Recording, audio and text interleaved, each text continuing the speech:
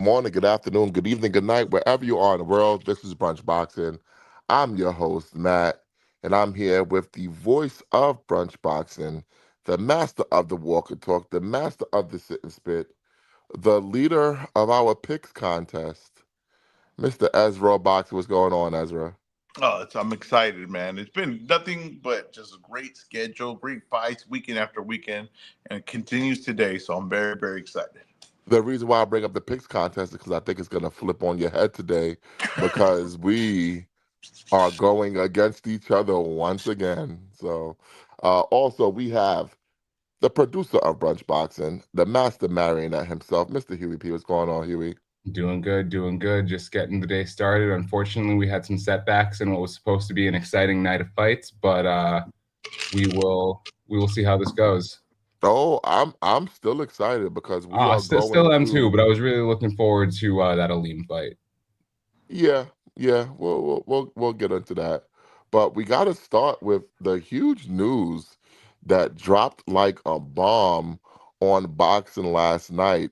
According to Sports Illustrated's Chris Mannix, Shakur Stevenson has signed a huge deal with Zuffa Boxing. Ezra, what were your initial thoughts when you heard this? Well, I was stunned. I was very, very, very surprised. That Shakur was a guy that I never thought would be like a guy that they were gonna be able to get. That would be interested in going there. It seemed like to me like Shakur's a guy that values the system we have today, and he's a guy that wants to collect a lot of belts and get all the recognition and all that. So I'm very surprised, but I think that a key part of it that's very surprising to me is that Zuffa's willingness to spend.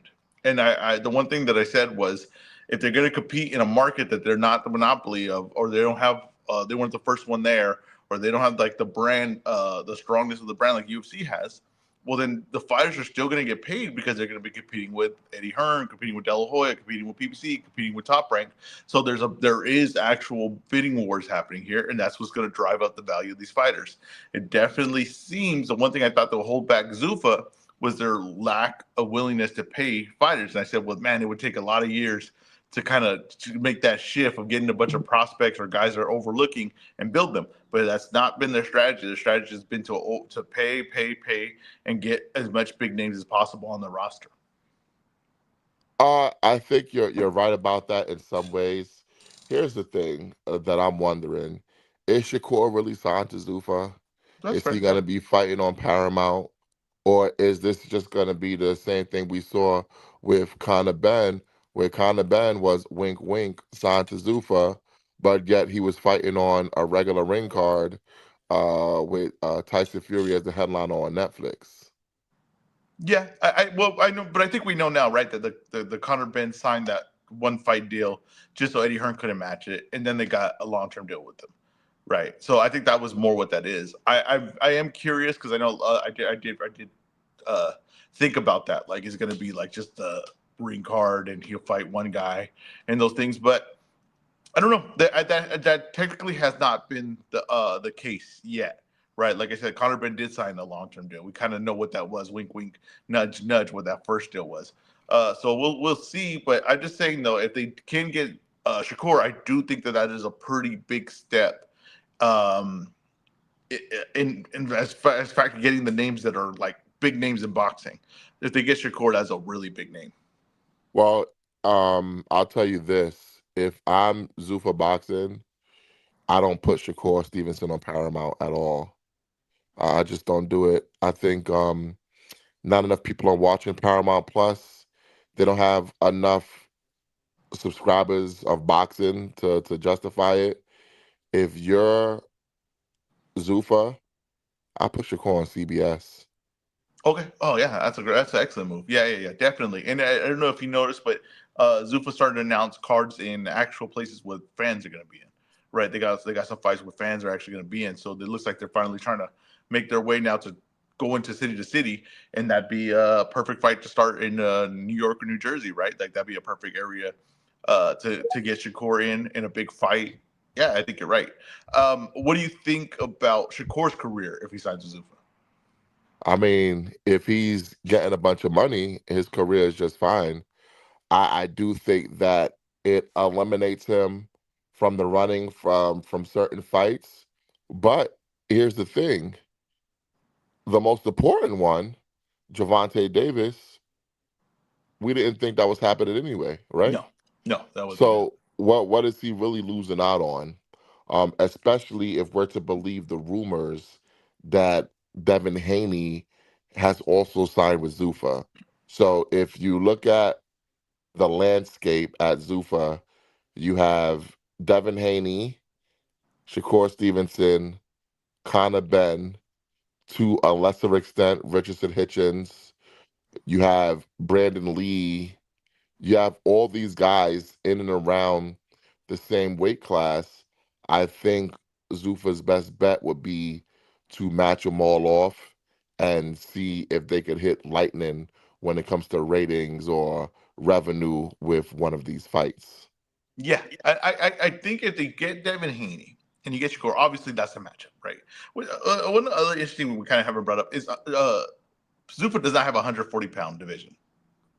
Okay, so he would have to go to welterweight if that's the case. If you're Shakur, Well, Yet. I don't know if They don't Zuffa have a doesn't have a 140 140 pound pound division division. yet. I think I feel like Zuffa is just signing who they can sign, and then they'll build the fights around those guys and call it whatever division they want to call it. Mhm. which is smart, I would say, right? You probably the one thing that I've noticed from them, the two things I've noticed from them, they're not running this the same business model that we assumed that they were running, right? They are not doing that. As far as pay, next thing is they are treating boxing pretty much like a part of their big three as far as like UFC and WWE. I thought they were gonna like slowly step into boxing, collect this pay, whatever the free pay they were gonna get from the Saudis, the free pay they were gonna get from Paramount, and just kind of run out with some guys and see what happens. But no, they are super aggressive. This is a super aggressive attempt because you got to make also try to make a deal with Bam, right? Like these are super aggressive attempts of really trying to make an impact in boxing at a much faster rate than I thought they would be. Not sure that's the best idea, but they have the funding behind it to really make this attempt to get aggressive. But yeah, that's what I'm noticing. If he comes though, the problem we have here is because already now, like he had interesting opponents, but he didn't have like mega fights ahead of him. The Teal fight was probably the biggest fight that he could get at 140 currently. Like we said, the Tank fight at 135, which was nowhere near a sure thing. Then we have to start going to like 147 for like Ryan Garcia and Haney. But you're losing any of the light depth that you had. You're losing all of that in Zuffa, right? Like even if you get Haney, you got to build up. You got to build up to Haney. I doubt that they go straight into the Haney. No, no, this is where you're making a mistake. You think go straight to him? You have to go straight to it. Big event, Haney versus Stevenson, and then you stack the undercard with guys that you want to basically want people to see. You Okay. have to go straight to it. You have Well, to. The fight that was needs no marination. We all know Shakur. We all know Devin Haney. We've seen the back and forth already. Both guys are coming off really good victories. Shakur coming off the huge victory against Tiafimo. Devin Haney earned his reputation back with a victory over Brian Norman. Why would Zuffa make the same mistake that no, we claim that boxing always no. makes That's by you're right. marinating the fight?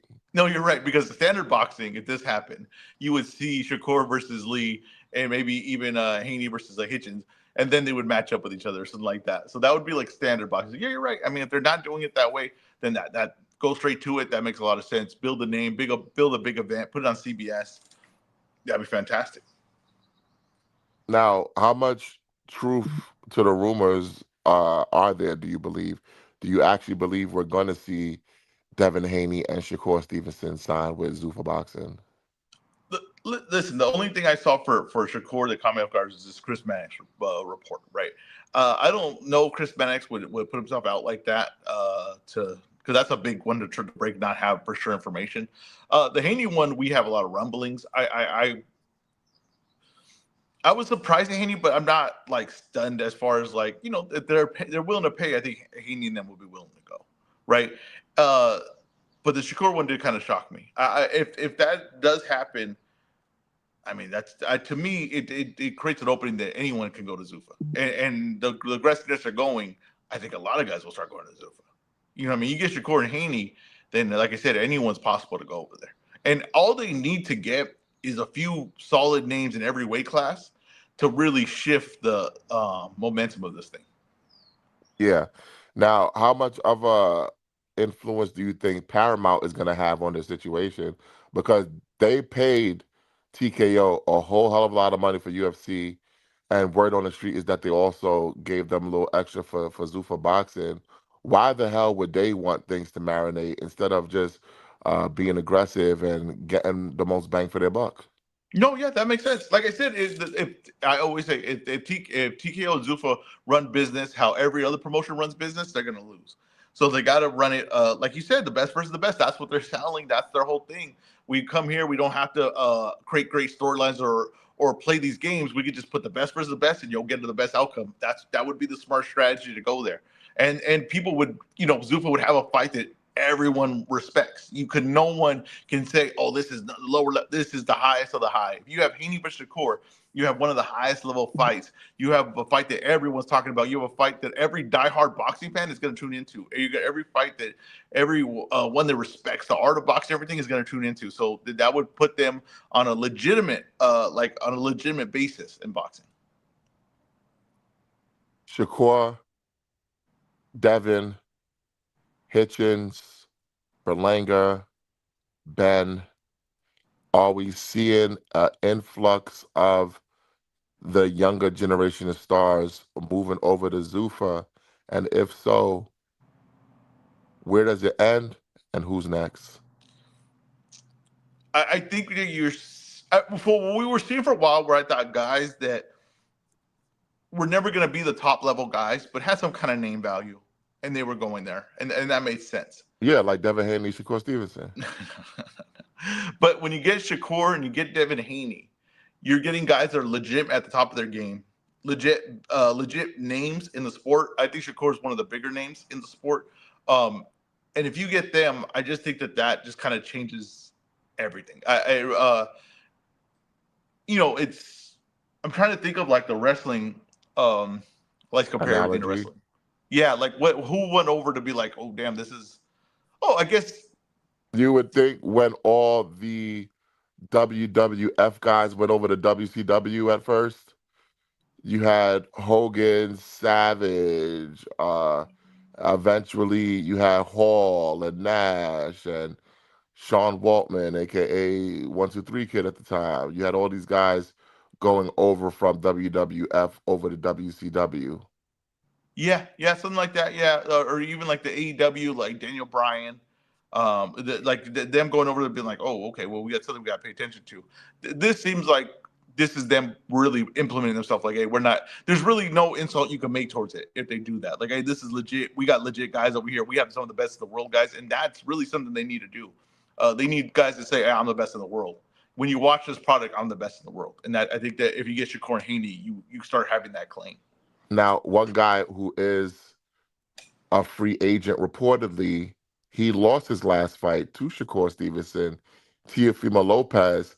He kind of poo-pooed Devin Haney going over to Zuffa when it was rumored.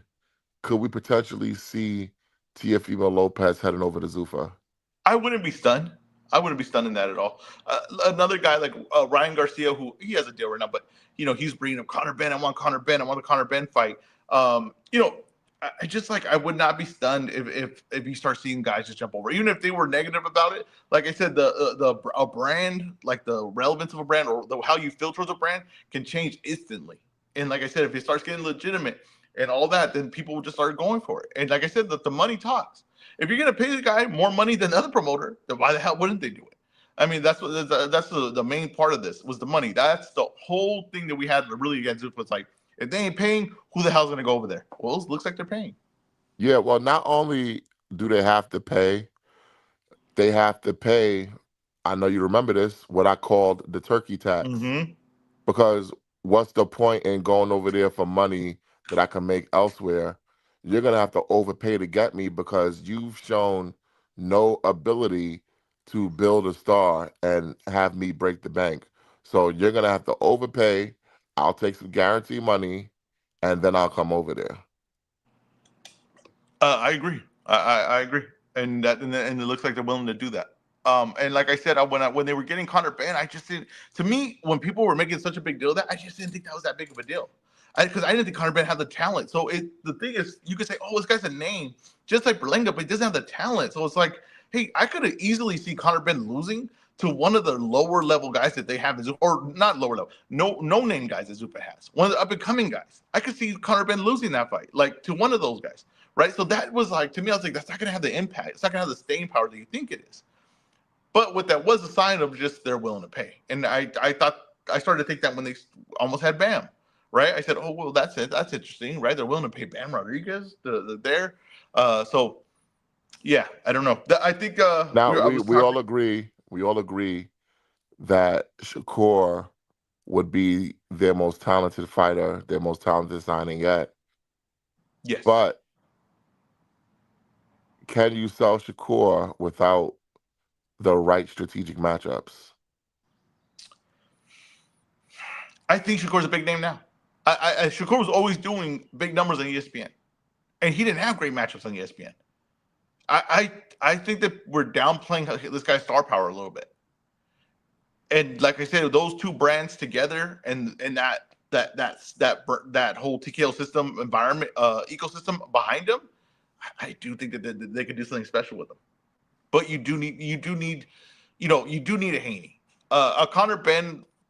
Maybe you could build that up, and people get excited as far as like people that don't really watch boxing that much could get excited about that.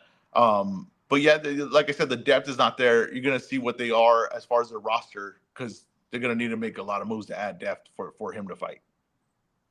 What are the odds of Ryan Garcia going over to Zuffa if his contract with Oscar De La Hoya ever ends? Oh, I think shoot. I mean, 50-50, right? I can easily see him going over there. I don't think that'd be stunning at all if Ryan Garcia went over there. I don't think that was a guy that he was always a guy that really didn't even like value the belts. He really was that guy who always talked about, I don't need the belts. The fighters that they that guy if he gets paid and he gets the right opportunity and these guys have like the networks they want to put him on and all these things, I think people will start jumping over. I'm not too sure about Ryan going. I think what Oscar De La Hoya is building right now, especially if he continues to strategically collaborate with PBC, I think they'll be doing just fine. But I do have to wonder now, do we believe that maybe Zuffa was one of those interested parties that tried to overpay for Virgil Ortiz and got him all in a tizzy with Golden Boy? Maybe, right? Like I mean that you can't eliminate that. You can't eliminate that. I'm curious. I know what you're going to answer, but I just want to throw it out there. Does do the other promotions need to make a UBO? No. And you don't think that the other promotions to work together, build a system with the rosters they have, and make a UBO? No. What the other promotions need to do is what they've been doing. When there is a fight that the public wants that makes dollars and cents, SENSE, then we need to make it happen. That's all. David Benavidez versus Zerto Ramirez, it made sense. So they made it happen. Ryan Garcia versus Mario Barrios made sense. They made it happen. Can you spell sense again for me? SENSE. Okay. Just making sure. Just making sure. I love when your Ezra thought you autism. said C in there. I Yeah, I I'm was like, guarantee it. about to. I was yeah, I about was to. like, what's going on with that word? Okay, go ahead. Yeah. Um, Ryan Garcia versus Rolly Romero. Supposedly they're gonna try to make it. It's like there are fights that are there to be made. But I want to touch on the Devin Haney of it all because Devin Haney, according to him and his daddy Bill, everything was good with the why, deal. why, daddy? Like, why in the insulting way like that? What? That's his daddy. Come on, man. Come on. All right, go ahead. According to him and his daddy Bill, Everything was good with the offer that PBC sent them to fight Rolly Romero. PBC, they were really under the impression that they were going to have Devin Haney against Rolly Romero. And then in the 11th hour, Devin Haney all of a sudden is not liking the deal. He hates this. Rolly's doing this. The fight's not happening. Would you consider Devin Haney signing with Zuffa Boxing official recognition of ducking Rolly Ramirez? Yeah, yeah. Like I said, but he's probably gonna get paid fat if he signs with Zuffa. Right, so I get paid fat, but yeah, I think it is. I think it is. I think that it's one of the few times I've seen Haney drop the ball in his career as far as like matchmaking and like career moves. It's one of the few times. So the two times that I've seen it is him not getting a rehydration with Ryan Garcia missing weight. I mean that was ridiculous. Number two is this one not taking the Rolly fight when I did not think that'd be possible. I did not think Rolly would be interested in that fight, and the fact that they had that there, Rolly was interested in it. They wanted to get it made and he passed up on it, and it looks like Ryan's going to get it. It was, to me, another time he was going to drop the ball. But let's see if him and Shakur end up on Zuffa, then then there was. Yeah, but they got to fight each other right Yeah, if they away. fight each other, that avoids the duck, though, right? But they got to do it right away. Okay, that's fair. But if they do, though, then we're not a duck. Well, you can't duck one guy to fight someone that's probably better. Yeah, not probably, but yes. Yeah. Well, here's the thing. I say probably because we don't know what Shakur Stevenson is at 147 pounds. Oh. I'll tell you this. If Shakur Stevenson fought Rolly Romero at 147 pounds, that might not go the way you think it's going to go, Mr. EzRaw Breakdown. I'll tell you that right now. That's all right. I would watch it. No doubt about it. I would watch it. All right, we have a couple comments from the listeners with this topic. MJ Jackson wants to know, have y'all ever had y'all man box eaten out with Pop Rocks by a homie? Wait a damn minute. What are you talking about? Wait Matt, what are you damn reading? I minute. removed that comment. Wait a damn minute. You're an idiot, dude. That is not part of the show. That is not part Matt, of the did show. you screenshot that comment so you could read it? Oh, man. Because you're not reading that shit live. Oh, man. According to Alan Day Sr., Golden Boy isn't building anything significant. I disagree. I don't agree with that. I do not agree with that. Yeah, I disagree. And you said, okay, like, no, they don't need a UBO or whatever. Okay. But I think I definitely see Golden Boy and PBC a partnership. Maybe not official, but I see a partnership happening there. I see two promotions working together to make the best fights they can with their stables. Now, if we look at this TNT fight, you got Abdullah Mason on TNT. The key part of that is that that's with DAZN, and the promotions available to it are all the promotions that work with DAZN, right? So that is not a Matchroom deal. That's not a Queensberry deal. That's not a Top Rank deal. That's a deal of like, the best fights that we can make, we're going to put on here. Now, maybe not an official UBO, but that is a bunch of promotions working together to make the best. Yeah, but promotions have always been working together, Ezra. To me, this is more of a partnership than we've seen before. I get you. You're right. Of course, there's always been cross promotion, but not quite like this in a while. Not quite like this in a while. But since maybe the when Turkey came in and had everybody on the same card, but I'm talking about really without Turkey, just them working together. Okay. Now, I just think, I lost my train of thought. I just drew a blank. That Pop Rocks, he got me thinking. Got me thinking, man. All right, Matt, what do you think of J-Ro's question here? Or his I don't know J-Ro's statement? question.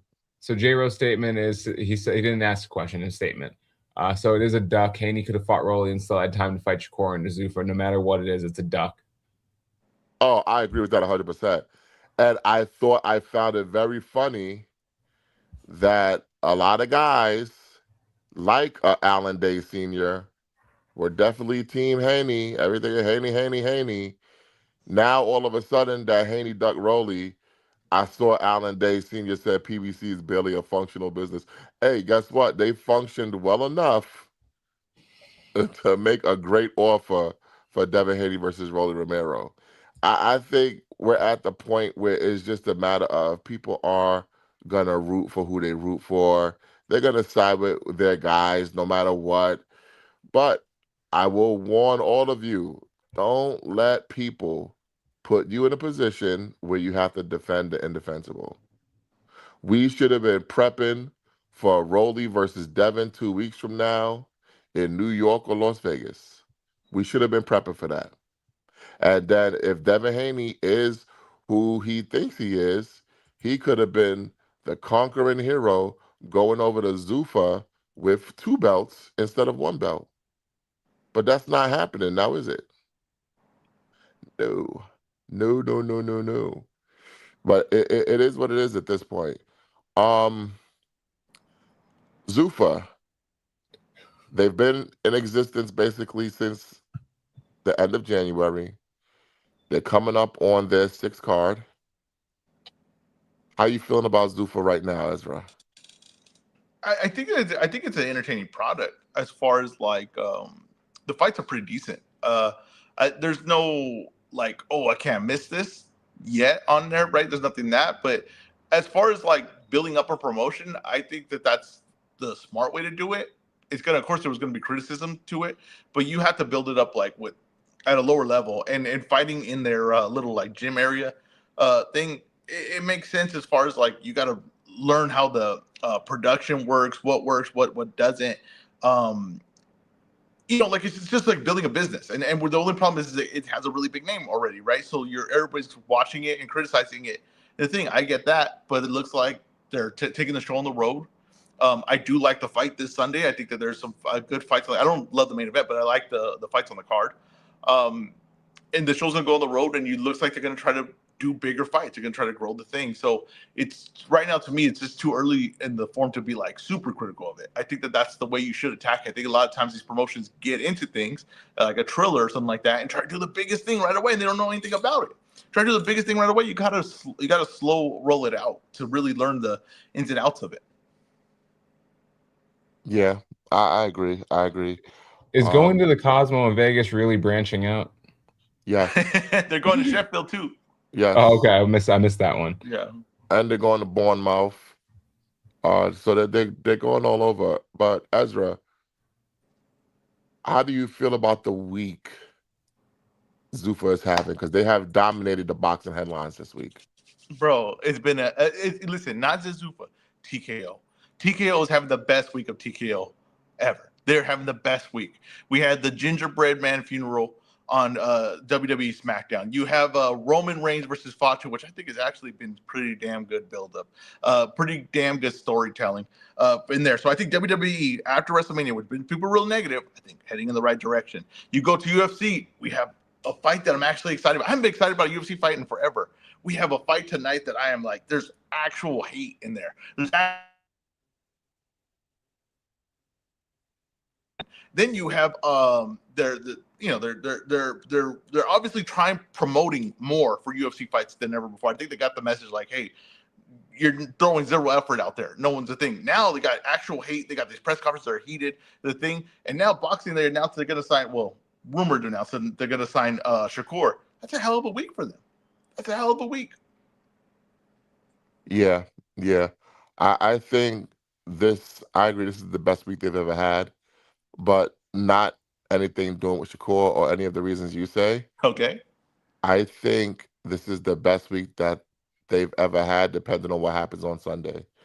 So to me, the Zuffa boxing experiment begins in earnest on Sunday. Okay. They've had their five events so far. They've done little matchups that we all like. They've had some bangers, some knockout cards. Even this week, they have an excellent gulag match between Shane Mosley Jr. and Serhii Bohachuk. But to me, the most important thing that they're doing is Rakhmatalo Boymatov is fighting. Who? You have no clue who that is, right? Yeah. I have no clue who that is. He is a decorated amateur from Uzbekistan who resides in Indio, California now. He's 22 years old, and guess what? He is making his professional boxing debut on Sunday on Zuffa Boxing. I judge people not by the toys they could put together that other people have already built. I judge people based upon who they can build. So now you have Zuffa Boxing, who has a guy starting from 0-0. Can they build a guy in boxing? So to me, this is the most important week in Zuffa boxing. I want to see what Boy Matov can do. I want to see what Zuffa can do. I want to see if the machine is real, and we are going to find out starting on Sunday. Okay, all right. I will say this, just a warning. People want to say what happened to UFC and everything like that, what they did. I'm just gonna tell you, a lot of Eastern European fighters. You start signing a lot of Eastern European fighters. It's hard to build a fan base for them here. It's hard to keep people excited about fighters that they really, they don't resemble their culture, or they don't have a big fan base behind them here in the States. And the U.S. market is huge.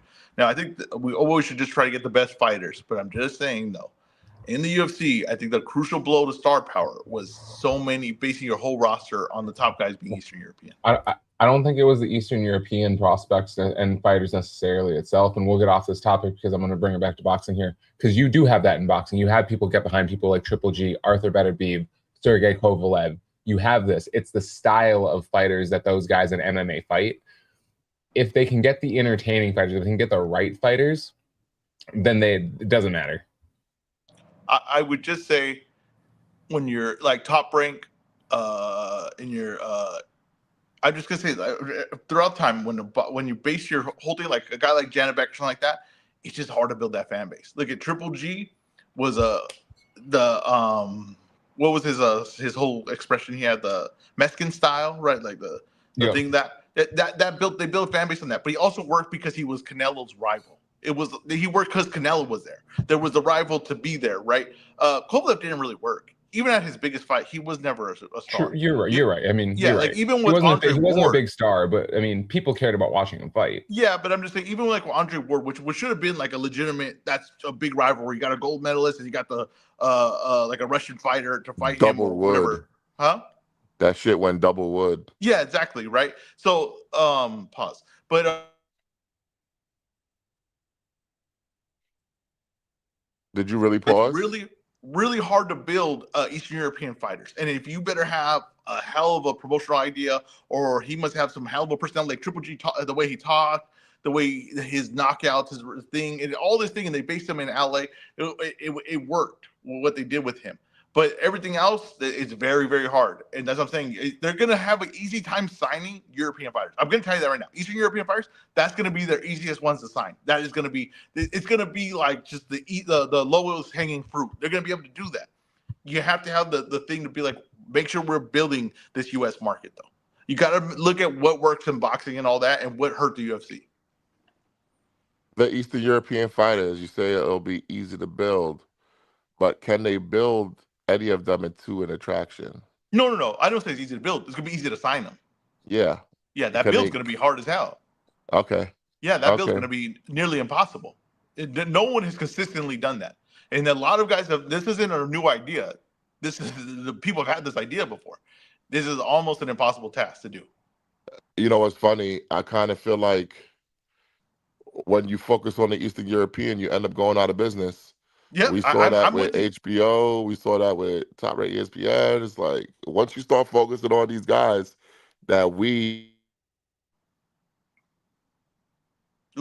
once you start focusing on these guys that we in the United States of America don't care about, you kind of lose market share. Yeah, you got to have an American or maybe a fighter from Mexico that could rival them. Right, that's how you build them up. It's like you build them up as like the rival to it, right? But if you're gonna have this division is ran by two Eastern European fighters, good luck. I'll just tell you right now, Bivol Beterbiev never happens. This is the one I'll give credit to Turkey.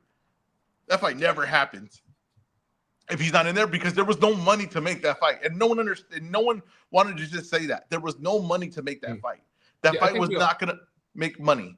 Yeah, I think we all agreed to that. That was like one of the fights that when it started happening, we were having those conversations about like what fights Turkey giving us that we wouldn't have gotten. That was the one that people brought up because of the money that was involved. But like you bring up a good point. I mean, if you can't sell pay-per-views and you can't sell tickets, where's your revenue coming from? Exactly. And so the what I think that they've done, their guys that they're bringing up, I think they could have fan bases. Like if these are just guys that just weren't given a chance and that they could catch fire, I think that they could turn these guys into something.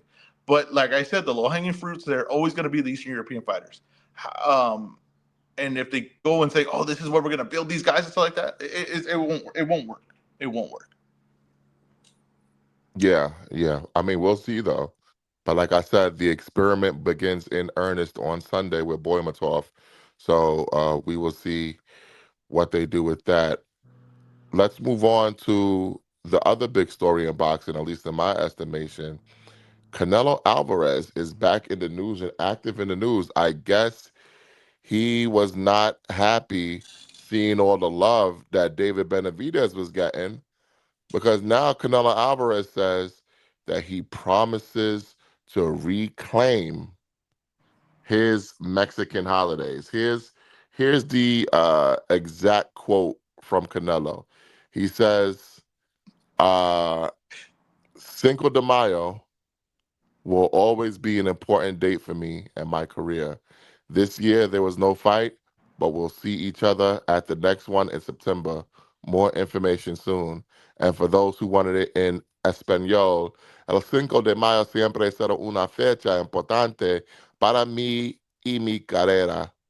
Este año no toco pelear, pero nos vemos en la 50 de septiembre. Well, Pronto, más información. Just had so you no, know, Ezra took every single part of that as offensive. I had no idea that Carrera was for career, Spanish for career. What did you think it was? Never even heard the word before. I thought that was a Oh, Toyota car. Wow, disrespecting my people. what? Hold on. Matt, get on with the story.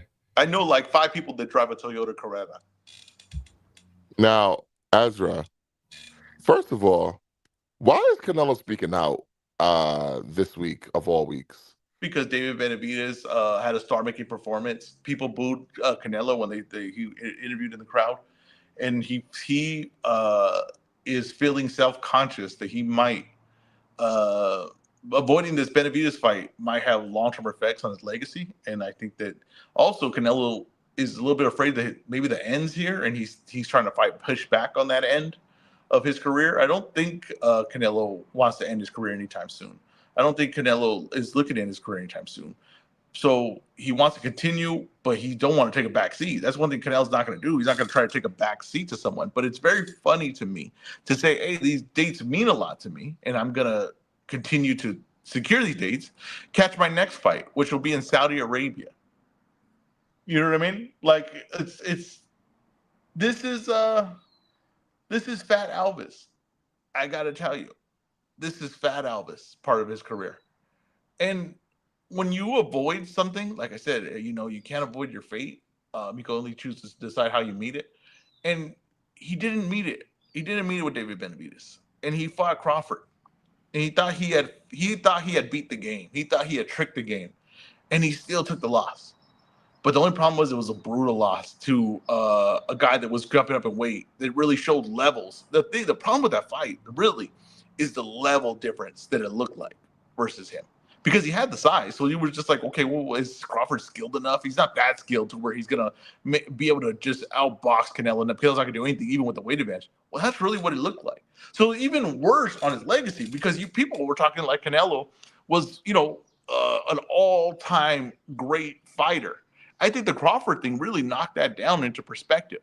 If he loses to Benavidez, I don't think it does that. I think it was just a passing of the guard. If he loses to Benavidez, I think you just say, okay, that's it. And he could still have fights after that. That's the thing. He didn't have to retire, but he went out and said, okay, I'm not the guy anymore. This is the guy. And then people would have respect for it. It would have been all right. And then he could have had fights and said, hey, I'm still looking to do some things. And people would have accepted it.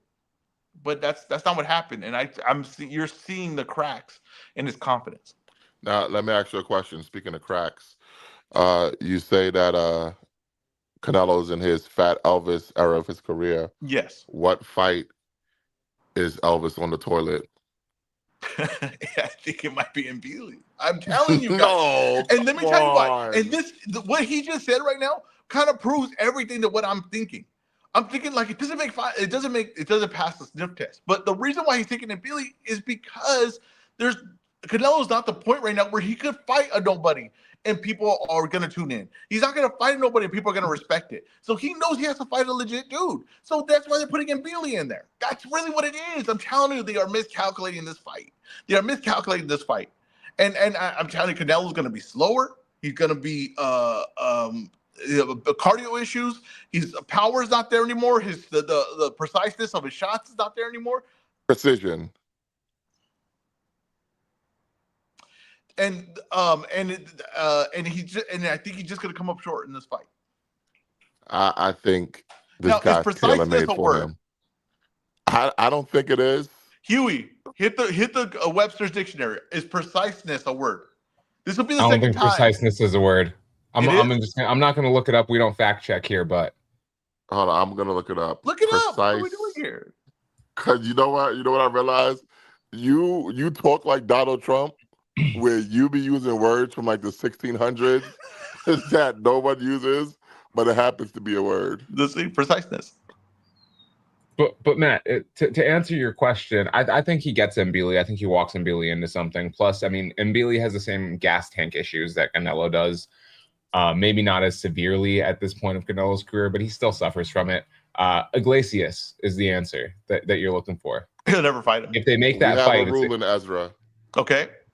Preciseness is in fact in the dictionary. Did he hold on? Did he use it correctly?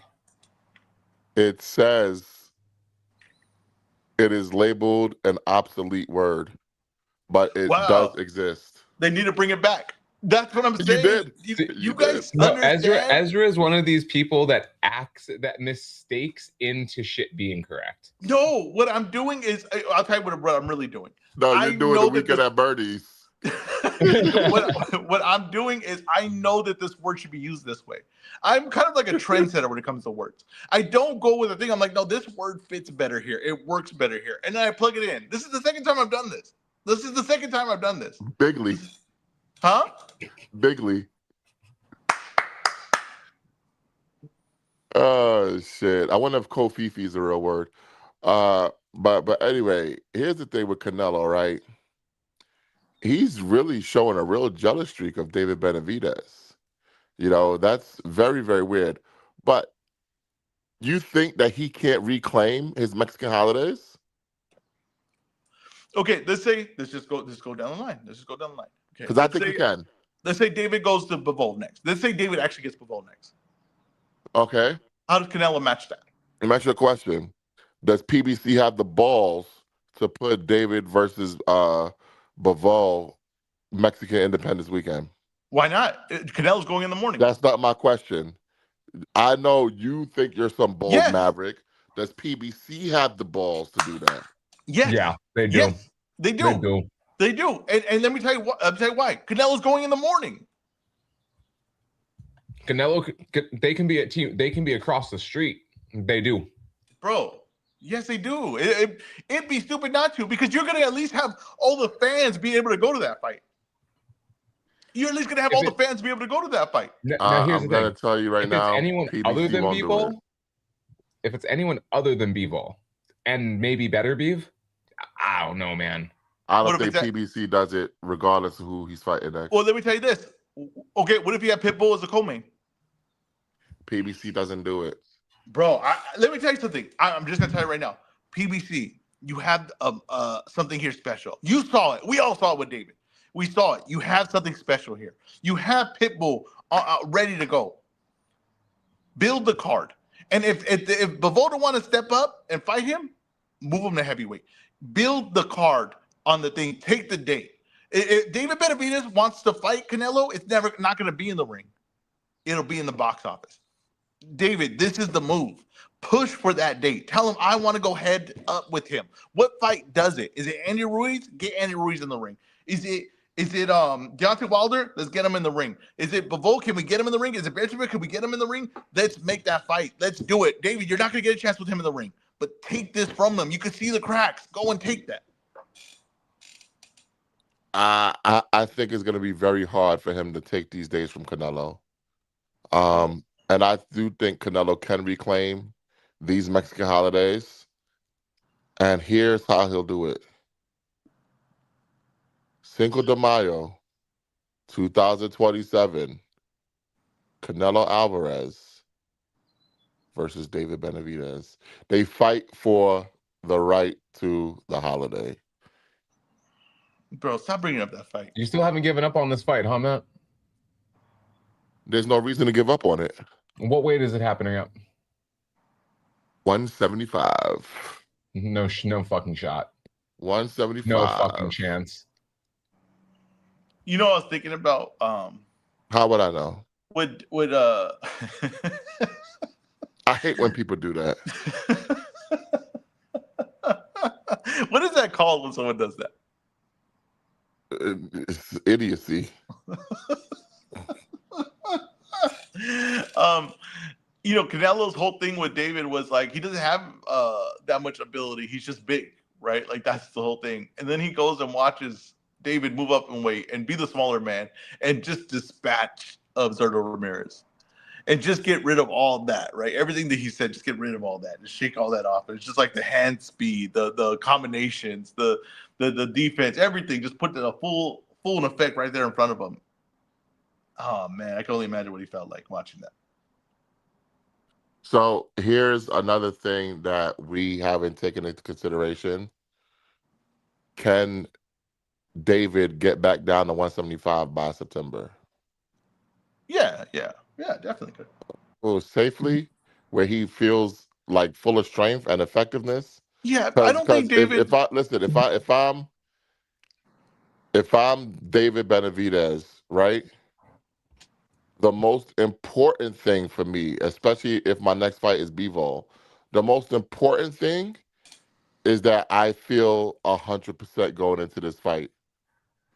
Because let's be honest, this is not a fight that he could afford to lose. No, he can't. He can't. He can't afford to lose. Yeah, I think it'll be okay. And like I said, with David right now, where you're at, you're gonna have to make some sacrifices, no matter what, to get the fight you want to see. Because now, let me ask the question: is somebody like Dimitri Bivol gonna have a quick turnaround? Absolutely not. If fights Eifert and there's a big payday for him, I don't feel confident that Bivol's even gonna take this fight. But if he fights Eifert and there's a huge payday for him, why not? Because I mean, Eifert, we all know it's just a tune-up. It's just a thing. So why not? Well, to me personally, I think this fight doesn't happen, and it won't be because David Benavidez doesn't want it. Yeah, obviously, no fights ever not happened because David Benavidez didn't want it. Exactly. And here's the thing, right? So if you don't have Bivol, I don't think it's Biržev because I think Biržev still thinks the Bivol fight's happening, right? So I don't think it's Biržev. You start running out of options here. That's the one thing we're not talking about. Is there's not a lot of options here. I don't think his next fight's going to be at cruiserweight because there's no one there to fight at cruiserweight. He's not going to get Jai. Okay, I don't think that. Huh? Mikhalian. Yeah, I mean, it's not a game, but it's a unification. Yeah, but no one's gonna give a crap about that, right? No one's gonna do that. No one's gonna care about that. And we're gonna do that fucking Cinco de Mayo. Yeah, that's what I'm saying. So you're to me, I know we're saying that the heavyweight's not a possibility, and unfortunately for David, it might be forced upon him as far as if you want big fights. Like I keep saying though, there's a way to do it, right? Where you get the matchups that are favorable to him and you work his way through it. But I don't think his next fight's at cruiserweight. I think his next fight is either at 175 or it's at heavyweight. It's not going to be at heavyweight. I do want to bring a fourth voice into the conversation, though. One of the COO, boots on the ground, one of the best guys that we get out on fight coverages, gets all the interviews, gets all the cut footage, gets all the pictures that you see here. Mike, how you doing today? Good. Well, that's why I came in here because Matt, I did hear something about a PBC in September. So I'll just leave it at that. So you came on here to tell me that you heard something about September, and I'll leave it at that. Yeah. Like just for you to say it's not possible. I mean, I Wow. What in the boxing source is going on here? yeah, I almost hit the rumor I, report button. that Blame totally that. that's totally slipped my mind and tell you that. Thanks for bringing. Once you said that, I was like, oh wait, hold on, I did hear something about that. Hey, just because they would like to go in September for Mexican Okay, Independence okay. weekend, don't mean It's they like will. I say exactly. It's not meaning it's happening. It Yeah, does just because not they mean will. it's I'm happening. listen. I'm sure PBC would like to go every fucking month, but it's not happening. It got to make dollars. It got to make sense. So we'll see. We'll see though. I'm not too sure David Benavidez could get back to 175 by September. At least not in a way where he's going to be effective. David Benavidez should create a weight division, 185, and just You mean welcome all comers. you mean he should just create another division like Bridgerweight? Yeah, just welcome all comers. David Benavidez weight, come get me. Okay, all right. Now Uh, let's. we do have another voice joining, and I'm not sure where they got the link from, and I'm guessing who it is based off of the title here. We got our host of the Sunday morning sermon, the RNS podcast. Ty, how you doing? Good morning, brothers. Good morning, my brothers. What's You going on, Ty? you see my stage name? No, what is it? I can't see I it. hate the Knicks. But no, what's up with y'all this morning, man? Congratulations, Matt. You one of the good ones, and I'm be consistent. I just joined the show, but if them two guys sign with Zuffa, they're they're ducks, and I'm done. That's all I gotta say. What do they fight each other? Fight each other, then go back to the real boxing landscape after the fight. I listen. Hey, I'm a man of my word. I haven't watched 1 second of Zuffa boxing. You're One missing out, second. Ty. You're really missing out. forget that. Hit the rumor report button.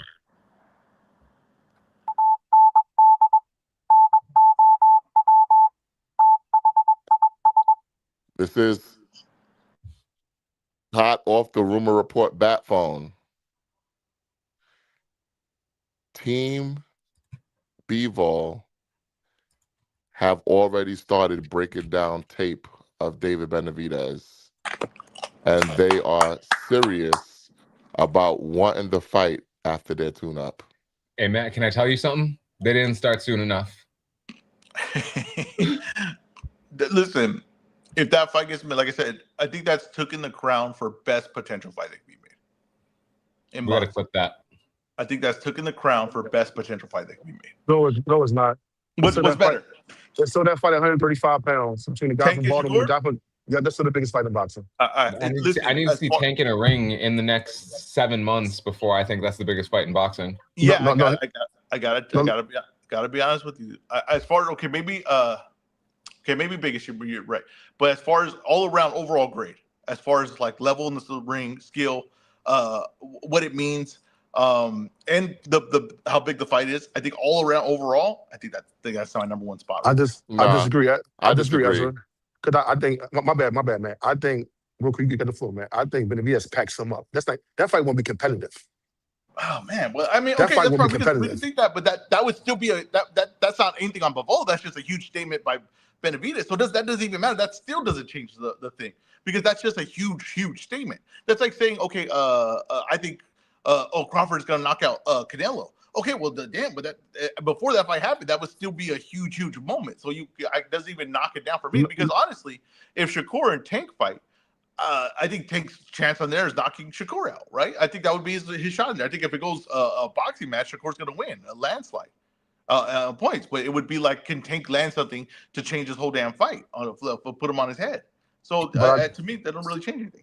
but I think whoever you pick in that fight, I think it's like I think that fight close odds wise. I just think that I don't think Benavidez. I don't think it's a competitive fight. I don't think it's competitive. I just don't. But there's a I chance feel that like Shakur's not going to.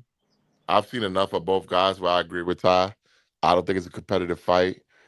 Dmitry Bivol was fighting for his life with a 40-year-old Arthur Beterbiev. He had trouble handling pressure from a 40-year-old.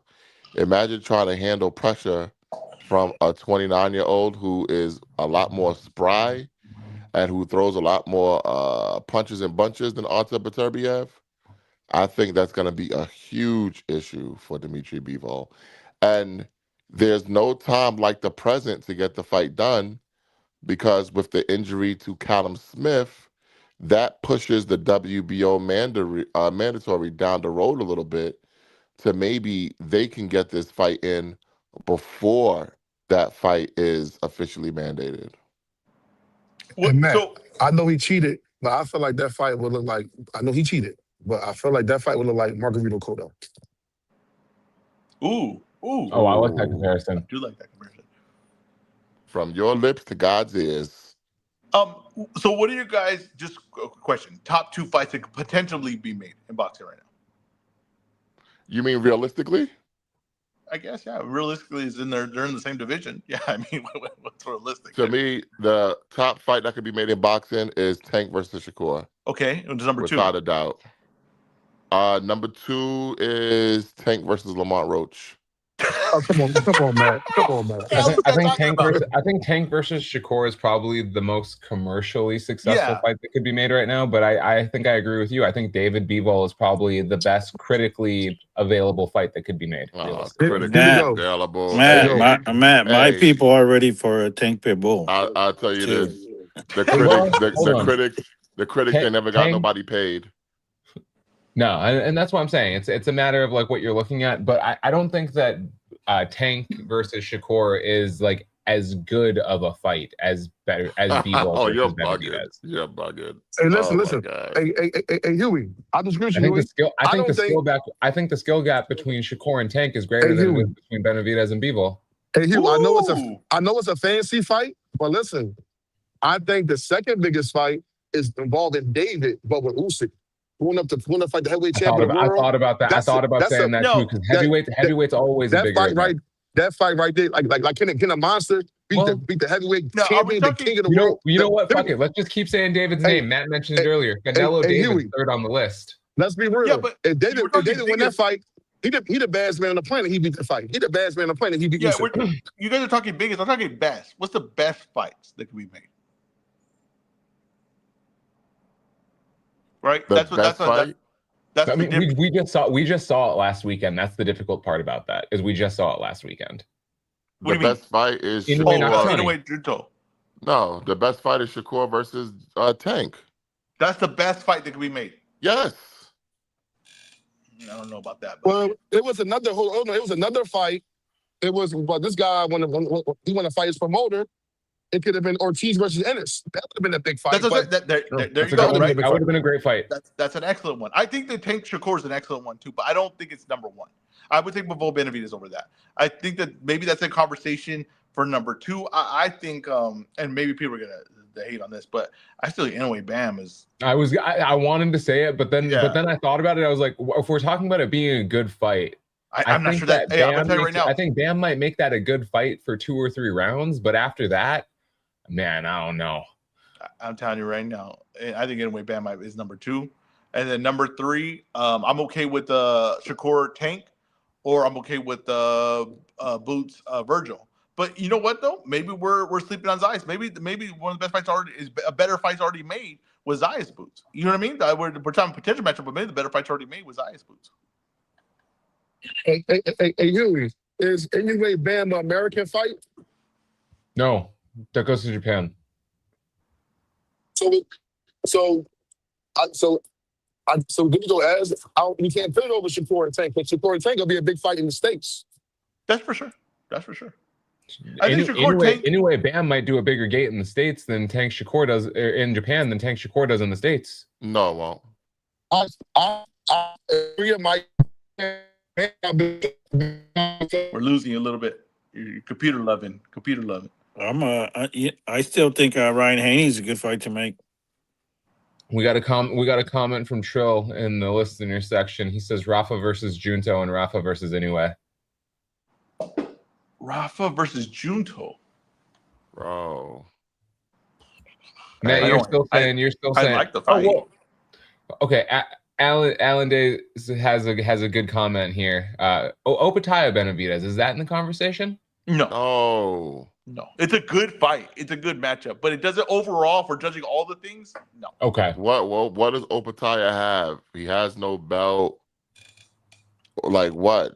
David said he not going to Zuffa. But let's also do this though, right? Because we're not gonna start doing this by the belts. Here I we don't. are. No, Here no, we no, are. no, no. Because We're not gonna if start they doing hold this on, by hold the on, hold belts. on. If David Benavidez's mission is to become undisputed, how do you reconcile that with So, fighting Ja Opataya next? Benavidez wouldn't fight Canelo if there was no belt on the line. It would be a belt on the line. No, but I'm saying if there was no belt and Canelo No, doesn't do it, because Canelo brings something to Well, the table. Abu that's doesn't. fine. Ezra, Then come okay, on, that's fine. Then we're talking understand. Ezra, to about be fair, he Dude, didn't want to fight David when there was a belt on the no, that's but line. just I'm a saying dumb there's no. example to use, though. No. It's not because you're talking about market. I'm not talking about marketing. Matt's saying it's not worth anything because there's no belt on the line. That's not the truth. That's not Yeah, the truth. because what is Ja Opataya bringing? A good fight, a fight that we would all want to see. I mean, what does that mean? Whoa. See, now when you say a fight we all want to see, then you're talking about marketing. What Not what what does marketing. that fight do? As Nothing. far as like diehard boxing fans, and like you were like, oh, I want to see him against Come this on, guy who got Do, man. knockout do you No, power care about and the bro. speed lineal and title, Matt? explosiveness at the cruiserweight? I mean, yeah, I Hey, want to see it. that fight would have to be at the theater at Madison Square That's Garden. Matt, do you care about the lineal title that Jai brings? I don't acknowledge him as the lineal champion. Okay. you're making a lot of rules over there. I don't acknowledge him as the lineal champion. That's a Making a lot of conversation rules. for another day. Do you have anything else for the rumor report, Matt? That wasn't enough. I just wanted to know Damn, if we this were is a chasing. tough audience here. Tough Hey crowd. man, sometimes you have a lot of rumors, sometimes you got one. Okay, so Uh, Matt, if that's next, does that go September? Does that take the September date? would Bivol fight But in basically 3 months' time? I don't know if he does that. I would love to say yes. I don't know if he does that. No, because Turkey doesn't let him compete with his event with Canelo. Well, he's not dealing with Turkey. His next fight's not with Turkey. Hmm. It's a good question. I guess we'll have to see. All right, what's next? What's next is your favorite part of the show, where you get to take over the show and show everyone in boxing just how smart you are. We have the EzRaw report card and the EzRaw breakdown. We're going to start it off with the meat packing district of boxing. Fabio Wardley defends his WBO heavyweight championship against Dynamite Daniel Dubois in front of a sold out crowd. A sold out crowd in the UK. What are your thoughts, Ezra? This isn't a good heavyweight matchup. This isn't a great heavyweight matchup. This isn't a fantastic heavyweight matchup. This is the heavyweight matchup, and me and Matt are in agreement on that. The winner of this fight, to me, if you're just talking about work done, and you're not fighting a kickboxer next, is the heavyweight guy, is the number one heavyweight guy, right? I get Usyk as a champion. I get Usyk beat the ball. I get all that, but we got to see him come back and fight guys, and show that he's not in the senior tour of boxing. Show that he's not in the exhibition tour. I think it's the exhibition point of his career. The winner of this, and let's just talk about look at Dubois, a guy that was counted out after the Joyce performance, a guy that was the people said, he's gonna be what is it called? A bust. He's going to be a bust in boxing. And he brought his way back, right? He brought his way back, and he knocks out Joshua. He gets some work done, beats Big Baby. He gets work done, right? And his only two losses after Joyce are to Usyk, right? The best guy in the world, the best guy heavyweight. Now let's talk about Wardley. Wardley is what Jake Paul wants to be. Wardley is a guy that's late to the game. Wardley is a guy that was just doing fun little charity events and said, hey, you know what? I'm pretty good at this, and became the heavyweight champion of the world. This guy is natural ability. That's what you're seeing from him. You're seeing a guy that's going against training and doing all this at a young age and building the thing. He just said, hey, you know what? I'm just a natural ability at fighting. I hit insanely hard, and he made it all the way to the top of the heavyweight division. This is a story that what people say, oh, that's impossible to do. This guy did it. Now, a matchup between them is labeled correctly and don't blink because someone lands on this fight. It's gonna those shots mean so much, right? They mean so much. This fight could be over in the first round. It could be over with the first punch that lands. It's the edge of your seat type fight. Now, what I'm going with is the guy to me that has more ability to be creative. The guy that to me has more ability to do more things in the ring. I'm going with the guy that isn't the tin has been a little bit more proven, hasn't been cracked yet. And I'm going with Wardley. I think Wardley is a guy that could do more in the ring. He has more ability. He has more natural talent. And I like Dubois. He's big, strong, but he becomes predictable. He's always had problems with guys with the more speed than him. He's had problems with a guy like Lorena who had him, without the if there was a more ref that was like willing to stop a fight just because a guy's clearly hurt really bad, he doesn't make it past that fight, right? I've seen his chin get cracked. I've seen him be hittable. I understand Wardley's more hittable, but he's extremely durable. Wardley's power lasts, and Wardley's a gamer. One thing about Wardley is he never thinks he's out of a fight. And I've seen him in situations where he's down big on the cards and he pulls it out. He's done this on multiple occasions. And in the Joseph Parker fight, I mean, you cannot question anymore how good this guy is. It's not a question anymore. He's at that level. I think Wardley's going to pull this fight out. I think he's going to make his claim that I'm the best heavyweight today, and I want to see Usyk in the ring. Remember, we're talking about people that duck. Usyk ducked Wardley. That 100% did happen. Usyk ducked Wardley, and Wardley to me is going to pull off a big victory today. And we got to start having a conversation. Is Usyk willing to step in the ring with this man? I give this card also too. The undercard didn't wow me, right? It didn't wow me. You will see Morale on there. That's an interesting matchup, but the card didn't wow me. But this is an A plus matchup. The whole card is an A plus because this is the heavyweight fight. I agree. And I think if Fabio Wardley wins today, he is the number one heavyweight in the world, and that includes Alexander Usyk. I think Fabio Wardley is at the peak of his powers. Is he catching Dynamite Daniel Dubois at the right time? That's the question. Can Daniel Dubois come back from not just that loss that he had against Usyk, but all the things that happened surrounding it? The party before the fight, the issues with the trainer. Can he get past all of that? I say yes.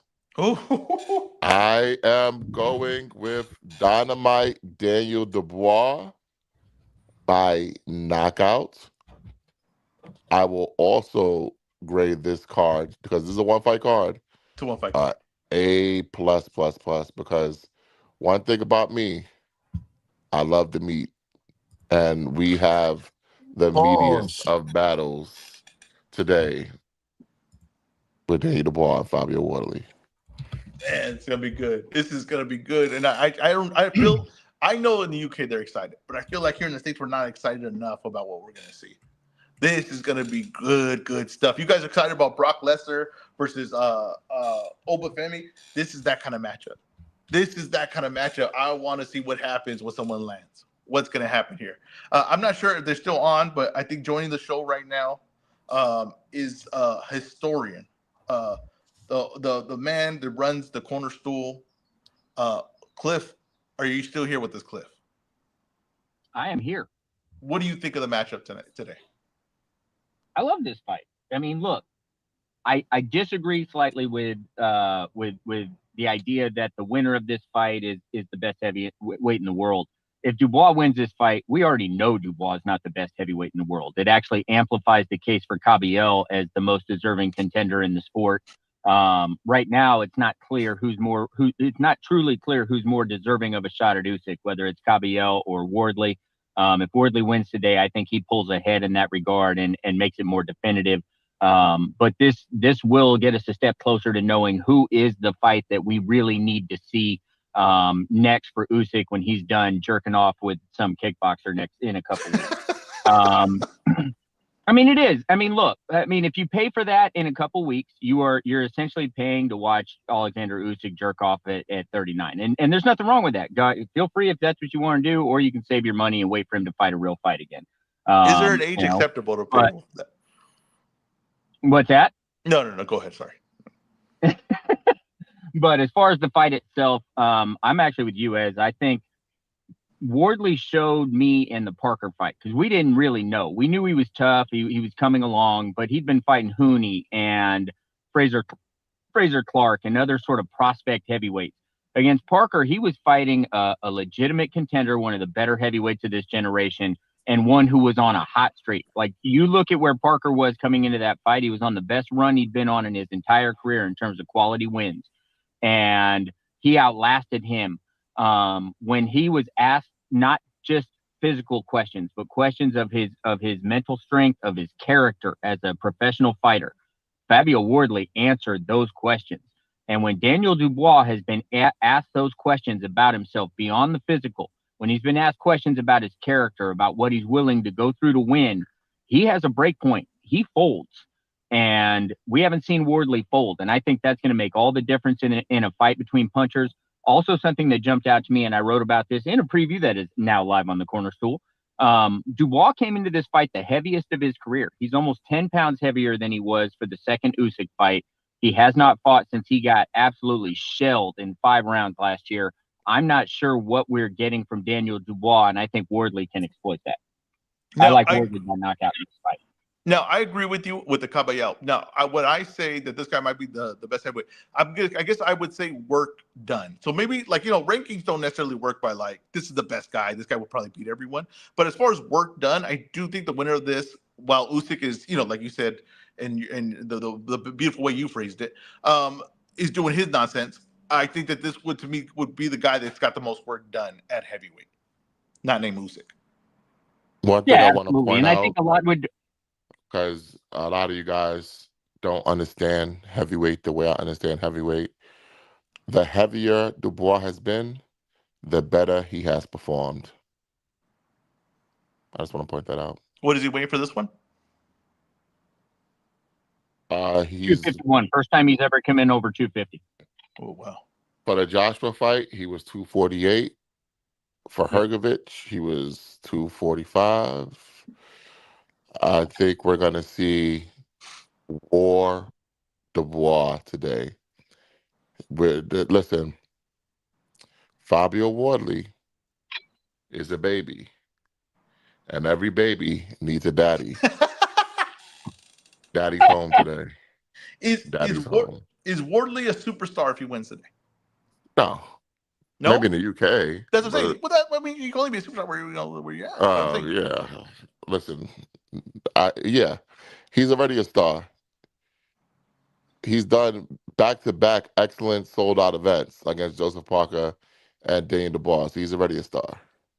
Bro, and this guy's getting to work. You know what I mean? He's not looking for an easy way out. He's not. He's looking to get to work. Like, this is crazy. Like, even like the Hooney fight, which I know, Matt, you're not high on whatever, but Hooney's a good fighter. Like, he's not a bad fighter. He's got some skills, and he wins that fight. Like, this dude is getting work done. It's just, we got to be honest. Usyk ducked him. Like, he did. He ducked him. Because we all thought he would take that fight. We all thought, honestly, that Usyk was a little bit like relieved that it wasn't Joseph Parker. We all kind of thought, like, of course he's gonna take the Wardley fight. You know what I mean? And he ducks him blatantly. Like, that's insane. I didn't think he was gonna take the Wardley fight. You didn't think so? Nah.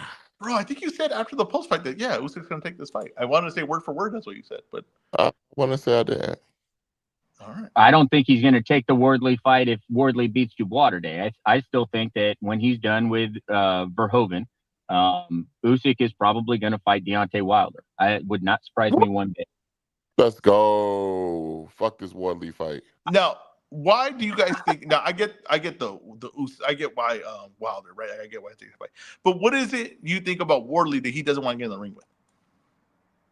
I don't think it's anything about Wardley. I think he's getting free money to go fight in a couple weeks. I mean, that's just free money. He typically doesn't fight more than once a year either. So if he fights a second time this year, that'll be his real fight for the year, right? Like, this is just kicking rocks. But I think that the Wilder fight is the other name of his generation. It's an opportunity to access the U.S. pay-per-view market, which is not otherwise readily available at heavyweight all the time. And I think he thinks those other fights will still be there later. Okay. I like I said, if Wardley wins this, I wouldn't. I think that he's willing to step in with anyone. I wouldn't be surprised if they put him in with Cabello. I'll be honest with you. He Bring just seems like that bring kind of that guy. on. Yeah, I think he's just that kind of Bring guy. that on. And I know Cabello's not going to duck that, right? I know he'll want that. He wants to prove who he is. Like, goodness gracious, yeah. I think Wardley. I think like If I'm right, go ahead. if I'm right, as in Usyk fights Wilder, by the time you get to Cabello and Wardley, that could actually be a unification fight because they'll probably strip another belt Yeah. off of Usyk, so you can add more bells and whistles. Yep. I think that'd be fantastic. And yeah, I don't know. I just think we're with what's best for boxing. I think is definitely Wardley. Would you agree with that, Matt? No, Daniel Dubois. Oh, really? All right. Dynamite Daniel Dubois, man. The most violent man in all of boxing.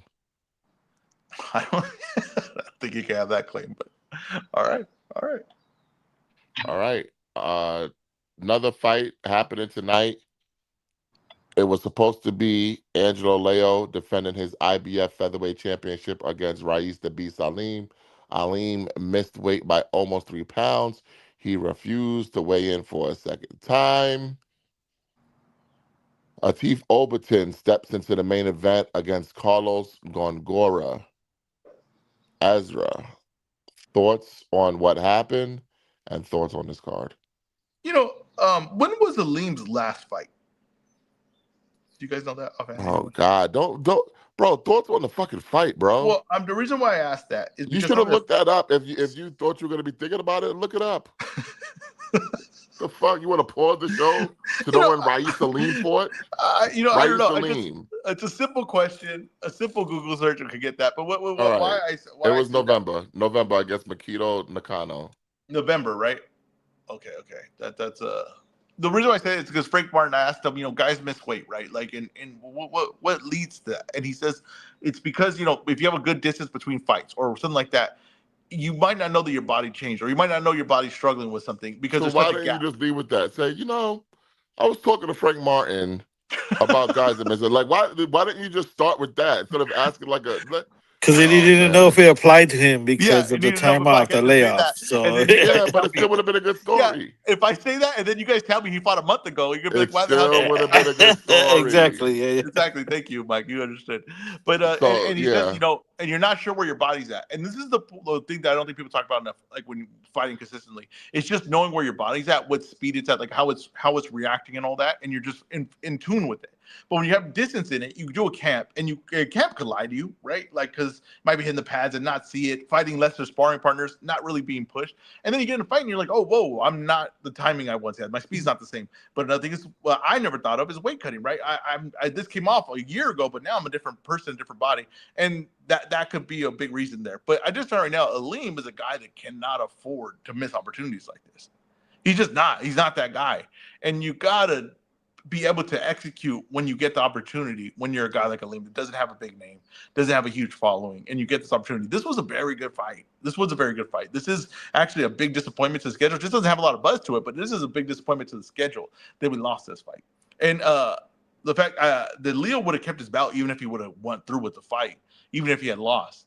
But I think that Leo and them see the opportunity that's coming at 126. I don't think they want to take any risk with any of that.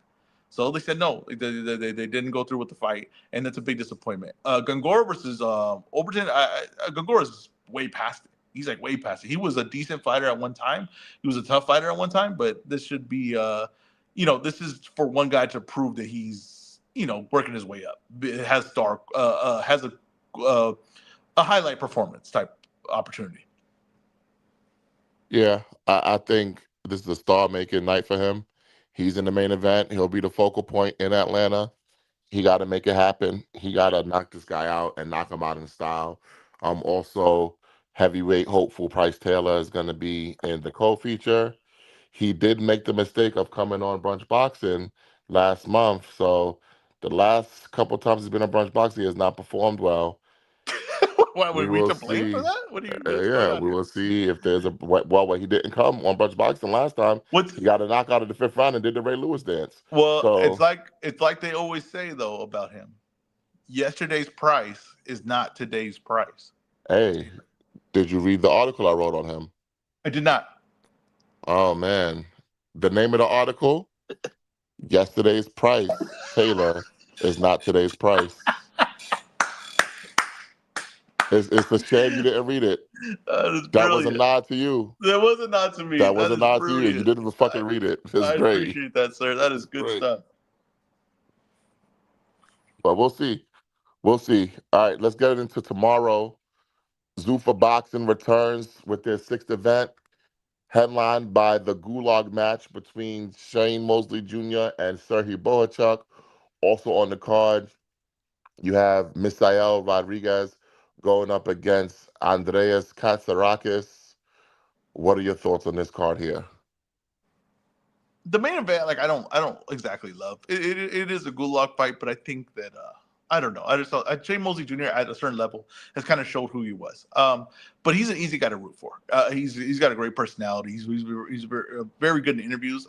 Even when I interviewed him, I thought he was very very good answers and everything like that. Bo Chuck is a guy that at one point seemed like a top guy in the weight class. Now kind of seems like I believe that a lot less. Maybe this fight turns entertaining. The Shane Mosley versus Jesus Ramos was much more entertaining than I thought it was going to be. So maybe this is more entertaining than I'm thinking it's going to be. But I'm going to pick Bochuk in that fight. The undercard, the co-main event, I believe, right? What's the guy's name so I don't butcher it? Misael. That's not the one. That's not the one I'm talking about. His opponent. Oh, Andreas Katsarakis. You thought that I was asking about Misael on the one that I was gonna mess Yeah, up and yeah. not pronounce How right? were hold up? But how are you asking about Katsarakis? You've heard that name a bunch. It don't matter. Katsarakis, I'm not putting those letters together a lot. Now, okay, Katsarakis versus Misael. I really like Misael. I when I seen him in the first fight that I seen him on Zuffa, I think he's a very good fighter. I think he's a very smart fighter and a good pressure fighter. Katsarakis is a guy that I've seen him on. He was on the what the hell was that thing called the Red Owl. not Red Owl, the other one. It was Red Owl. Wasn't he in the tournament? Am I tripping? He was on that tournament for Yeah, the in Red Owl. Oh, Yeah. okay, whatever that was. So I seen him in that. He's a guy that's going to throw a lot of punches, get work together. I think this has the making to be a very, very, very entertaining fight. And I'm going to lean Misael in it. But I think this is going to be a damn good fight. I actually, if you go down the undercard, there's some really entertaining fights on here that I think are really going to deliver. That's the one thing about Zuffa. It's the Yeah, undercard. especially the actual co-feature, Julian Hammerhands Rodriguez against Yes. James Pereira. And Pereira, I'm going to take the upset in that fight. Now, Pereira is a tall, lanky fighter that puts the punches together. Julian Rodriguez is a good fighter, but he is, I think, he's kind of just like, he doesn't have the attributes to me to be to the next level. And I think he's going to run into some lanes here. And a guy that's guy coming up but doesn't have, that fight to really separate himself, or doesn't have like maybe enough tape on him to really show you how good he could be. I'm gonna take the upset in this fight. Wow. What would you grade this card? Because I got this card as an A. I think this is the main event kind of brings down a little bit for me. I think it's a B plus. Oh, I love the main event. And my guy Justin Valoria is on this card Yes, too. and Justin Bloor is to me a must watch Zuffa guy. He's very, very entertaining and a good fighter. Yeah, very good card. I'm gonna give this card an A. And it's I love a Sunday card. I gotta tell you, I love a Sunday card. I think a Sunday card is better than a Friday card.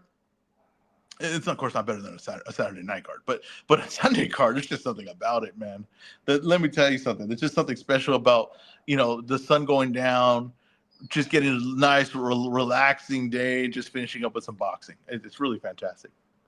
All right, let's make the people some money. All right, I am gonna go, and I don't have this prepared.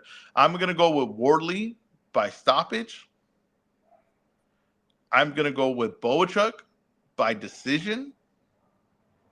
And I am gonna go with Gongora getting stopped by what's his name? Atif Oberton. Otif Lord Overton. Pretty Calvo. Yeah, I'm gonna get that. That's my 3-leg parlay. I like your 3-leg parlay, but I will see your 3-leg All parlay right. and raise you my own 3-leg parlay, which has more than 3 legs for some reason. I don't know why I All call it a right. 3-leg All parlay. right. All right. All right. All right. I'm going Bakadir Jalilov by knockout over Agron Smakichi. I'm taking David Morrell to get the stoppage today. And I am taking Dynamite Daniel Dubois Wow. Wow. Wow. versus Fabio Wardley. Dubois by KO, TKO Yeah. at plus Can we get your 160. confidence level on that? Cinco. And I'm confident for Dude. for Wardley is 5 as well. Oh my And goodness. of course, I'm taking Atif Overton by knockout. How was this race going? Well, Huey, I know we have the score ready for today's show. You're on mute, Huey. Huey, you're on mute. My bad. I got like 2 more weeks that I need to catch up on. I'm not even kidding. No, because it's like last week I didn't do shit. I don't even have last week's picks in the spreadsheet yet. Like that's still in my notes. You know what this feels like? You know, because I don't really know what the score is. I really don't. Now that I think about it, I'm really like, just waiting until Matt takes the lead again. yeah, it's really like it feels like what it is. But here's the thing, though, right? This shows you why when the fight ends and the boxer raises his hand, and you say, "Why the hell did he raise his hand?" That's what this is getting to. I'm not really sure who's in the lead here. I feel like I could be in the lead, but I could be getting my ass kicked. Who really knows? And we could look at this, and I could be down 20 points. But because we don't have open scoring for some reason, and I think we should have open scoring in, it really could go any way. It could be any result. It's hilarious. We're close. Ezra, did you pick by knockout or decision? Oh, Wardley? Yeah. Knockout. All right. Are we picking any other fights over the weekend for the picks decision? For the picks contest? No. Okay. You want to pick the Zuffa card, Matt? You can if you want. I don't really care to be honest with you. Okay. Then all right. We'll just do this one as the one for the weekend then. Respectfully, I like the card, but respectfully. Matt, and since we interrupted you, can you please repeat your bet for the people? Bakaldir Jalilov, KO. David Morrell, KO. Daniel Dubois, KO. Atif Overton, KO. 4 legs plus 682. Wow. I'm with Ezra. I'm going with Wardley, and I'm taking Morale with the KO. Just a quick Hey, two I right just there. I just want to point out Ezra has not hit a bet all year. I have That's only okay. one. I've only hit one. Was it a straight bet? You haven't hit a parlay? No, I think it was a parlay, but it had nothing to do with boxing, I believe. This is an unbelievable run of bad Was bets. this when you put like the Lakers and the Dodgers together? or Yeah, some it was. shit? This is an unbelievable run of bad bets that I'm giving. Oh my goodness! All right, Matt, what else you got? Real quick, is anyone looking at it? What's Wardley just by stoppage? Give me a second. I have FanDuel up right now. It's like plus 130. I thought. Fabio Wardley, where is this fight? By stoppage, you said? Yeah. Fabio Wardley plus 120. Plus 120? That would be like my like, let's make some money type That's thing. your best bet? That's my best bet. But I want to say this though, while saying that, my best bet last week was Inoue by stoppage and David Benavidez by decision. So take that with a grain of salt as well, because that went complete the opposite way. I didn't get one leg on that bad boy. So just Ezra, I made that bet actually. Yeah, just that went complete the opposite way on that. So, but I would say Wardley by stoppage. I will point out, I believe, if I'm not mistaken, that I took Inoue by decision and Benavidez by stoppage last week. We'll check the tape on that. Excellent. Yeah, check the tape. Check the tape. I'm pretty sure I picked Benavidez by stoppage, definitely. I believe I did pick Inoue by decision. Maybe because I was piggybacking off my guy Jake Donovan. Shout out to Jake. Oh Jake, wait, no, I did pick David by knockout. I picked anyway by knockout though. That's what messed it up for me. Mm. yeah, I picked David by stoppage. It was like, there's no way this guy's gonna hold Yeah, up to David. I picked David by knockout and anyway 7 through 12. Speaking of David Benavidez, it's time to book the territory. All Because right. God damn it, David Benavidez is the star of stars in boxing right now. He showed out for boxing last week. So we're gonna book the territory with Ezra's favorite bit type fight. So I want to know from Ezra, what type fight are these potential matchups Okay. that could happen in 2026 are? Okay. All right. And I think that these are, without a doubt, the best fights that are either made or can be made in boxing. Here we go. First fight. What type of fight is David Benavidez versus Alexander Usyk? That is a 70-30 Usyk fight. Is that an A plus matchup? Yes. Okay. Yeah, yeah. I think it's 50-50, but I, okay. I was thinking 60-40, so we're all kind of in that range. Yeah, I think it's 50-50. I might even lean towards Benavidez. Yeah, I'm thinking 60-40 Benavidez. Yeah. This guy's fighting kickboxers. Just tells The him where he's at mentally.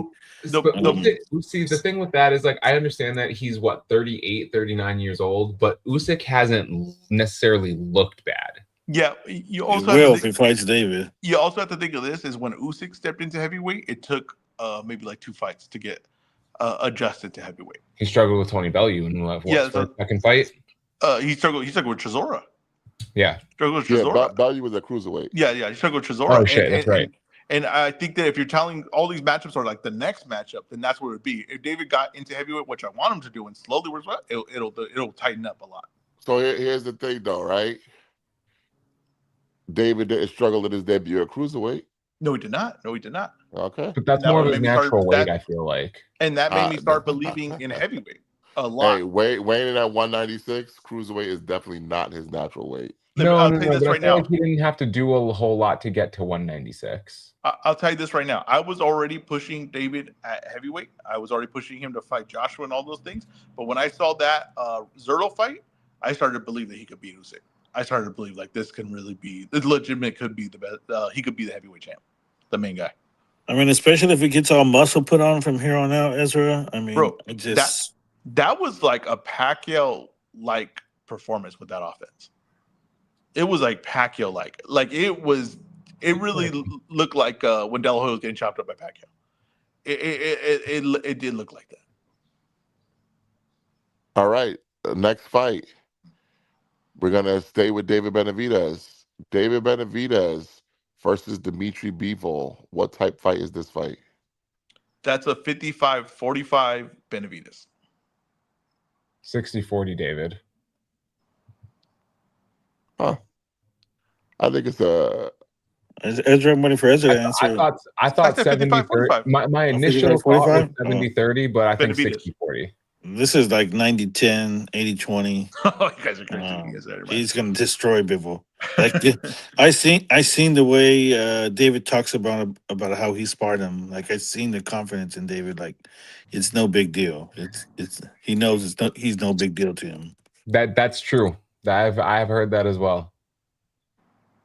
Yeah, I think this is like a 80-20 fight in favor of David. All right. I think I he's going wanted to to beat the say hell out of it. 70-30, but I'm gonna give Bivol the benefit of the doubt that he still might be able to do some things in the ring that might throw David off a little bit, especially early, and cause him some trouble. And one thing I want to say, going back to the Usyk fight, putting a bow on that, I think a lot of times the mistake that we make as prognosticators and pundits of boxing is that we say, hey, well, he hasn't taken a lot of punishment. Yeah, maybe not in his fights, but every fight is a tough training camp.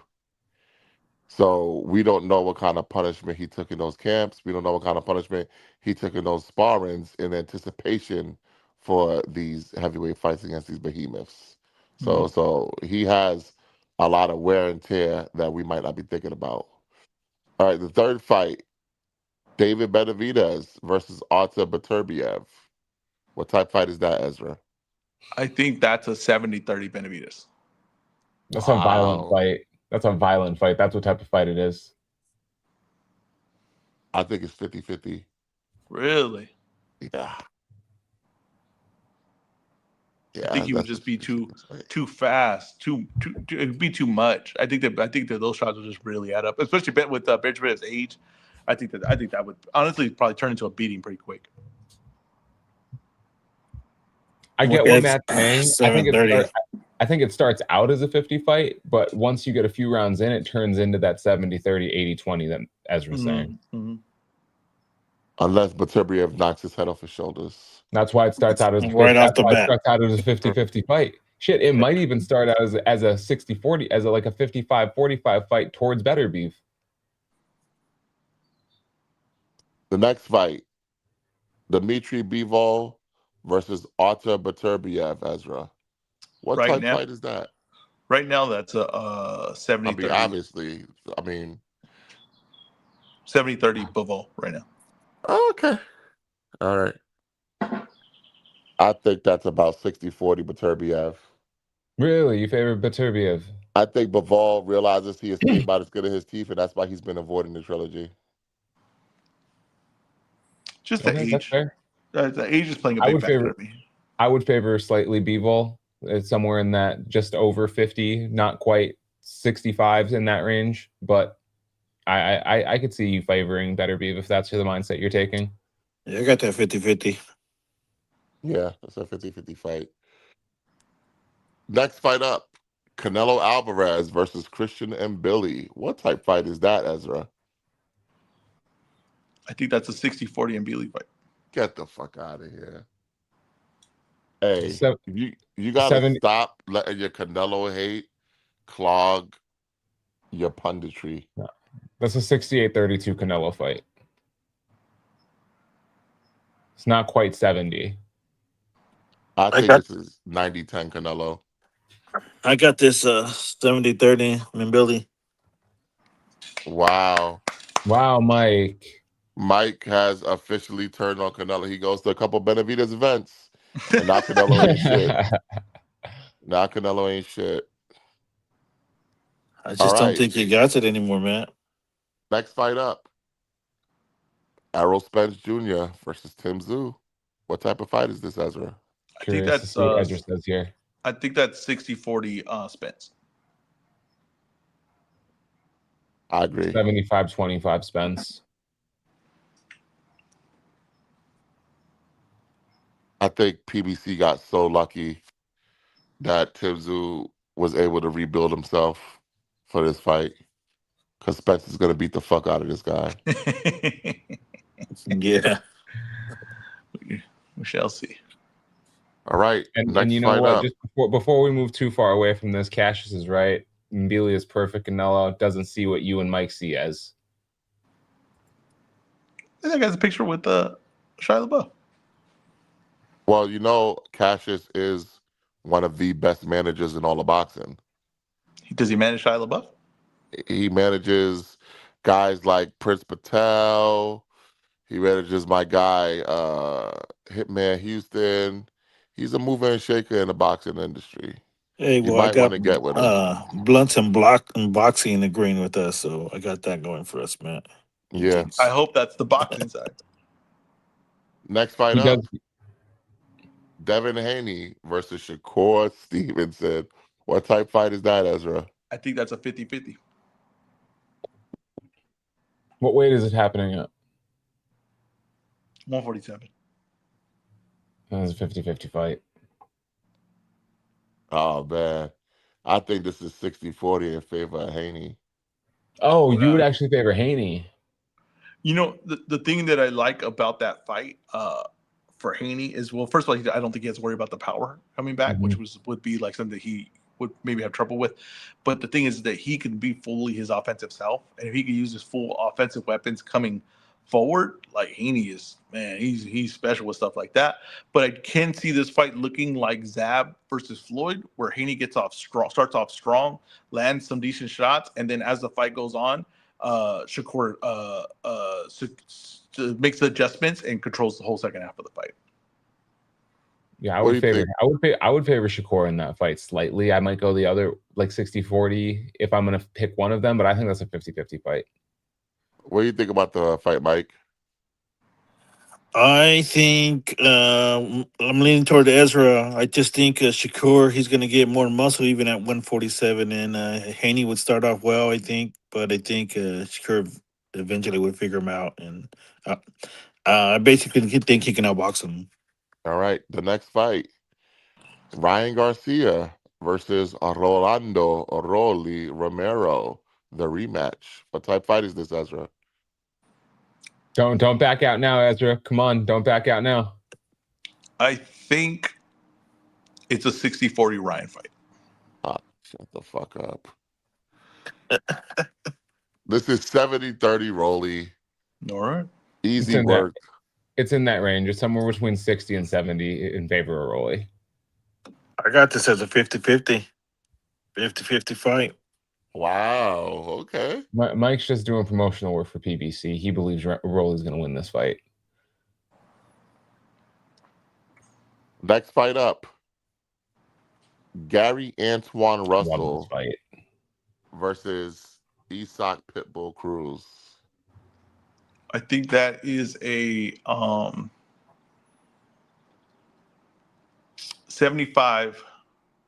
75-25 Russell fight. Oh I my love goodness, dude, I this guy. love the matchup. It's pure violence. But I do think that Russell could box if he needed to in that fight. And I think if they exchange, he still has a really good shot of winning that, even in exchanges. That's how violent the fight is. So I do think he has more ways to win the fight. But I do love that matchup. Let me say for something. This is a 50-50 fight. Really? No. Yes, 50-50 This is a fight. 50-50 No. fight. It's This is a somewhere between 50-50 fight. 70 and 80 in favor Are of you going to Gary. keep up with that onslaught from Pitbull?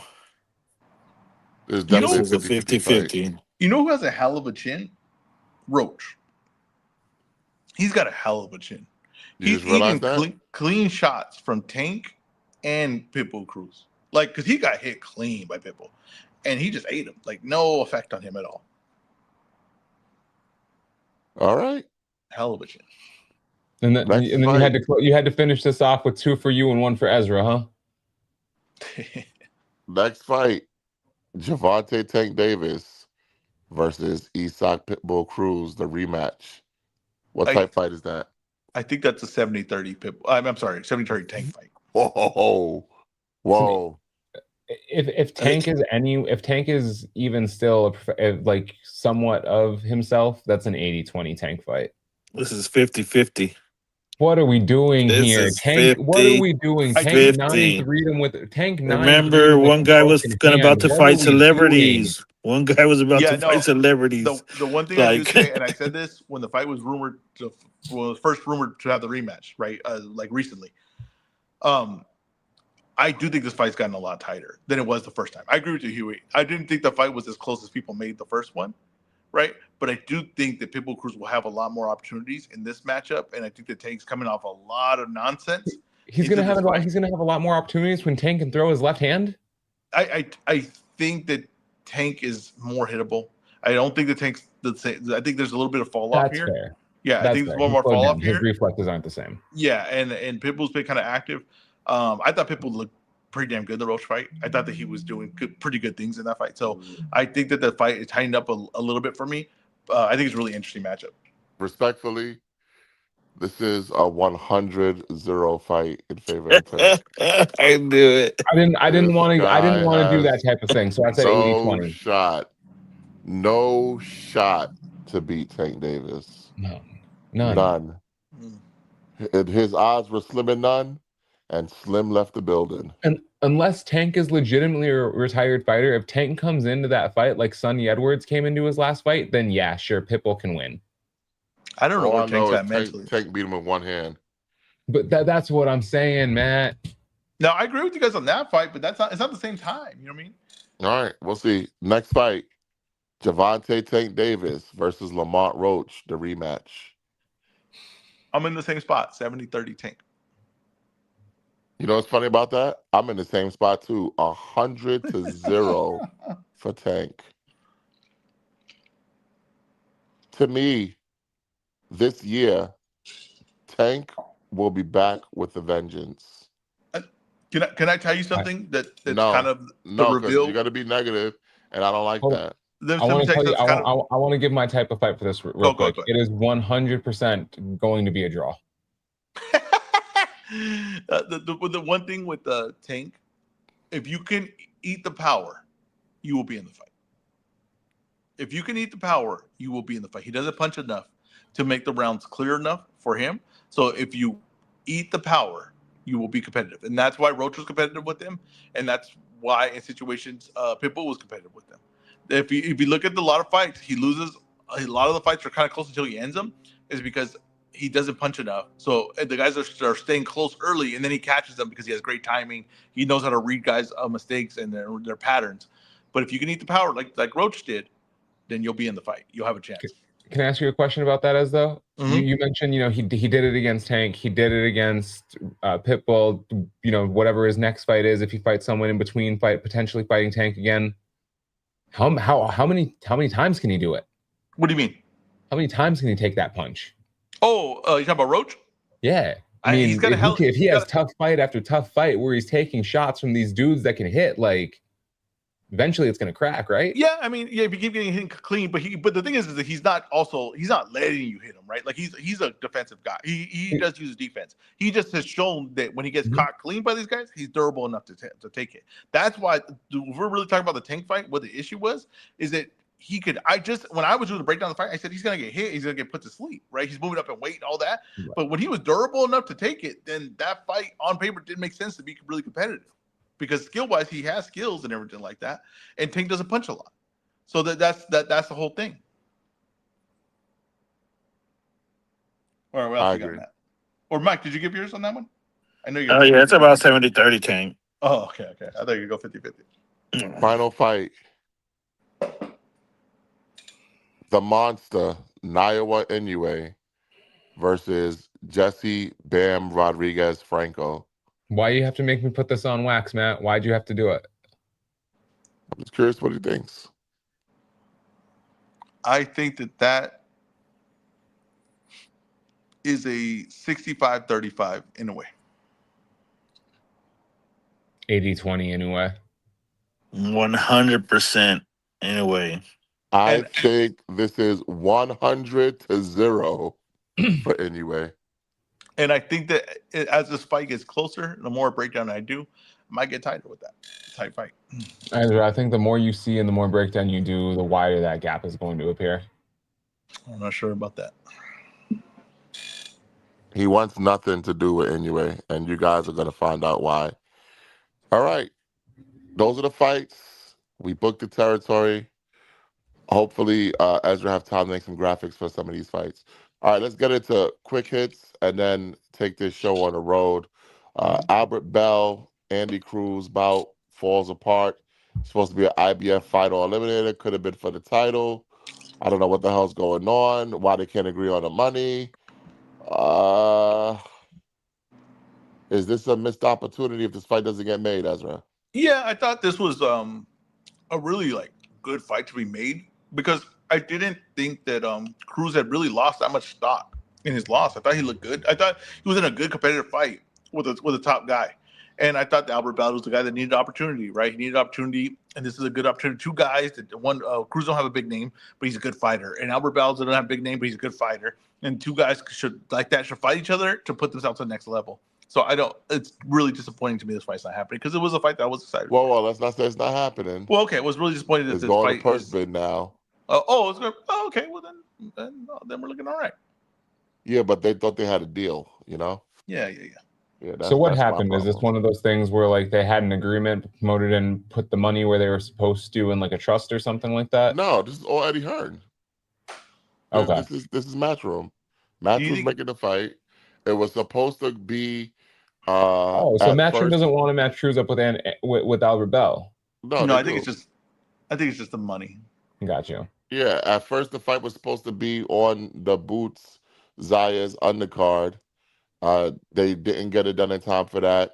Albert Bell told our guy Boomer when Boomer interviewed him last week at Benavidez versus Zerto that the fight was happening mid to late July, and now we're hearing that it's falling apart. So it's just gonna go to purse bid, I guess, and Eddie's gonna win the purse bid, and now both guys are gonna have to be happy with the money. Yeah, Yeah, I yeah. mean it's Or unfortunate brunch for boxing Albert can Bell. step in, Matt. Or brunch boxing can step in.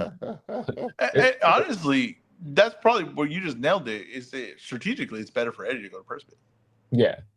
I mean, it's really unfortunate for Albert Bell of all people. He's been trying to fight for this opportunity to actually put his name in the title contention, have the opportunity to fight for a belt for a long time. He's been passed over by a lot of the sanctioning or by one or two of the sanctioning bodies when he's been in that position for a number of years. And so hopefully this comes through for him. Hopefully he's able to get that opportunity against Andy Cruz and maybe come out victorious and become a champion eventually. Yeah, I mean it is what it is. That's all we got for today, man. Hey, good stuff, Az. You really brought your A game today, man. I tried. Good, I can good, bring good my to A see you. game once a week. You know what I mean? Good Like to a see you. pitcher. Every Good to 7 see you. days, you Yeah. get me back out there. I'm throwing 99 to 100. Good to see you, man. Hey, listen, this is the new brunch boxing. We out here. We're all monetized and shit. We got super chats and stuff now. So if they want to support the show, they can support the show directly with the super chat. I don't know how that works. I'm sure Ezra knows how that works. I did not. Uh, we're doing things, Ezra. It's a new era, like Triple H was saying. What will you be doing for the brunch boxing audience this week? I'm going to be scoring Wardley Dubois. I'm going to be scoring some Zuffa fights. I'm going to working on an. I know that everybody says it's late, you shouldn't do it anymore. In a way, Junto breakdown. I'm also going to be working on David Benavidez' Zerto breakdown because you know what? You can't rush art. That's the thing. It's like no one told Picasso like, hey, if this ain't out by Sunday, you know what I mean, might as well scrap it. That doesn't make any sense. I'm not doing content. I'm doing art when I do a breakdown. Okay, you got to understand that. There's no timeline on a painting. There's no timeline on a perfect photograph. Okay, there just isn't. Matt, do you see this? He's stealing Brian Campbell's shtick. Nah, BC with the BDE. come on, man. Stealing his whole flow, word for word, bar for bar. Shout out to you, man. I will say we do have some comments from the Hey, listeners. hold up. We got our first super chat. Oh, let's go. Shout out to listener iDrum875. Shout out to you. Shout out to all the listeners. Be sure to go to brunchboxing.com for all the latest news. Follow Matt at isthatyourface on X. Follow EzRaw Boxing, myself _Huey Mike at Ninja Turtle. Mike, what's the numbers? 99? Yep, 99. Ninja Turtle 99. The I is a 1. Yeah, that's a key part because I always try to look for Mike to tag him and stuff. And I'm like, what the hell's going on? Nah, you see, I never had no problem tagging Mike. I never have any problem tagging Mike either. Come Okay. on, Az. Yeah. But And we then- do have some comments from the listeners. My guy Noel says Ezra's hate for Canelo is wild, blinding him for real. Blinding. That sounds like Blinding. Never mind. Just gonna keep going. I'm telling you, I don't see it. It's not my hate, honestly. It's just like Hey, the people have spoken, Ezra. I'm just saying, like, bro, and Bealey is a top 168 guy. Whatever you think of the division, he's a top guy at 168. He's a strong, durable dude. Canelo's power has not been there. Like, you got to think this is a guy that won full 12 with Berlanga. Shiraz took out Berlanga. Like, it was like he didn't belong in the ring with him. Sometimes you're just fighting at a different speed, and that's the case. I will say this: I did like the way Canelo looked at times versus Crawford. I thought Crawford actually got a good version of Canelo, but there's the one thing: the power isn't there anymore. That's because his timing's not there anymore. That's because the speed's not 100% there anymore. His reaction's not there 100 anymore. He can't walk you into shots like he used to. Okay, he can't do it. So when you're telling me he's gonna go up against a guy that's strong, hits hard, is gonna work, has a work rate. Did you see him versus Lester Martinez? Did you see the work rate? I get what you guys are saying, but it's like, hey, this isn't Skull in there. This isn't a guy that's going to try to avoid and not score enough to where Canelo could just march him down and score to the body and win a decision. It's not Berlanga who's not good. Who's not good? Like, that's the thing. Berlanga's not good. He went 12 with him. Okay, he wasn't that good. Okay, he's not good. Munguia, right? To me, this is a guy that's more durable, who's going to work and do all these things. I don't see it. But like I said, I've been wrong before. Listen, I thought Canelo was going to be Crawford. I've been wrong before. I'll be wrong again. But right here, what I'm seeing, I just think that's a trouble matchup. And I think this is a guy that's trying to prove that he's relevant still. All right, we got a comment from Cassius. You don't want Inoue as your first fight moving up. It's not the move. That's an excellent point. That is an excellent point. Exactly. Let's see how Vargas looks. Let's see how Bam looks at 118. We got a comment from Basquiat NYC. Matt is so fanned out by Tank. Does it hurt, Matt, because that's coming from your own city? Hey, listen. He's not allowed to comment anymore unless it's a super chat comment. Because the comments don't make it to the screen anymore unless then? Yeah, he's not allowed to comment no more unless it's a super chat. EzRaw, I do think that, like, I don't know, man. I think I hear what you're saying with Canelo and the power and Mbili and him fighting Mbili. We'll have more conversations on this, but like saying he didn't have the power, if you're looking at guys like Berlanga and Munguia, like Mbili is not necessarily a big 168 pounder like those guys are. And so he might not have the same type of durability as those guys do.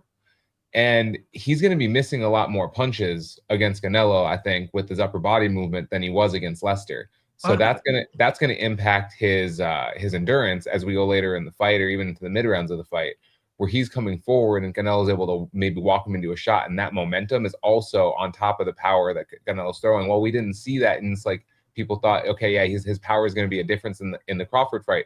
Crawford was just too good for him to land cleanly, and Mbili's not rolling with punches like that. Here's the thing. Look at the Ryder fight. Look at Munguia. Look at Berlanga. Canelo's power is non-existent second half of fight. Look at Ryder's face. No, I get you, but his power is non-existent second half. He knocked down Munguia twice. He held him up once. He could have stopped Munguia. I honestly believe he could have stopped Munguia. I believe he chose not to. Oh, I don't buy that at all. I do love when people say that though. I showed mercy. I love that. I do love that. Show some mercy. Go watch mercy. We'll talk about this more, but like before we end the show here, just like the last thing I'm going to say on this is go watch I can't remember the exact round, but it's in like the last 4 rounds of that fight. There's a spot where Canelo catches him with an uppercut. Munguia starts like his legs buckle and Canelo catches him. Is this like when Floyd? He clinches him and catches him. Is this like when Floyd caught Logan Paul and kept him up? No. Just tell you guys right now, I love that to show mercy. But I'll tell you this, even at that, I see that as weakness because Mbili's not showing no mercy. I'll tell you that. He fought him a plane afterward. Of course, it was weakness. I'll tell you right now. Well, that's weakness. Then I'll tell you that right now. He doesn't like Mbili like that. You know who loves Zerto? David Benavidez. He broke his skull. You know who has respect for Zerto? He does, because I've seen them in the gym together. They like each other. They're friendly. He broke his skull. That's what I'm saying. There's one thing being friendly, or there's one thing being like, I'm a top fighter and I'm gonna take you out. Let me tell you something. Canelo don't have that kind of. He don't have that oomph anymore. Different mindsets. Canelo's a prize fighter. David's just a fighter. Oh man, I remember when Canelo used to be a fighter. All right, Matt. Send the people home. Hey man, make sure you guys go check out the Brunch Boxing website, www.brunchboxing.com. Also, subscribe to our YouTube page, our Fast Rising YouTube page. Make sure you go share it. Tell a friend to tell a friend. If you are in the comments and you haven't subscribed yet, make sure you go subscribe. Hit us up with the super chat, something like that. Or you can always hit the Cash App at $ Is That Your Face? Subscribe on Spotify. Subscribe on Apple Podcasts.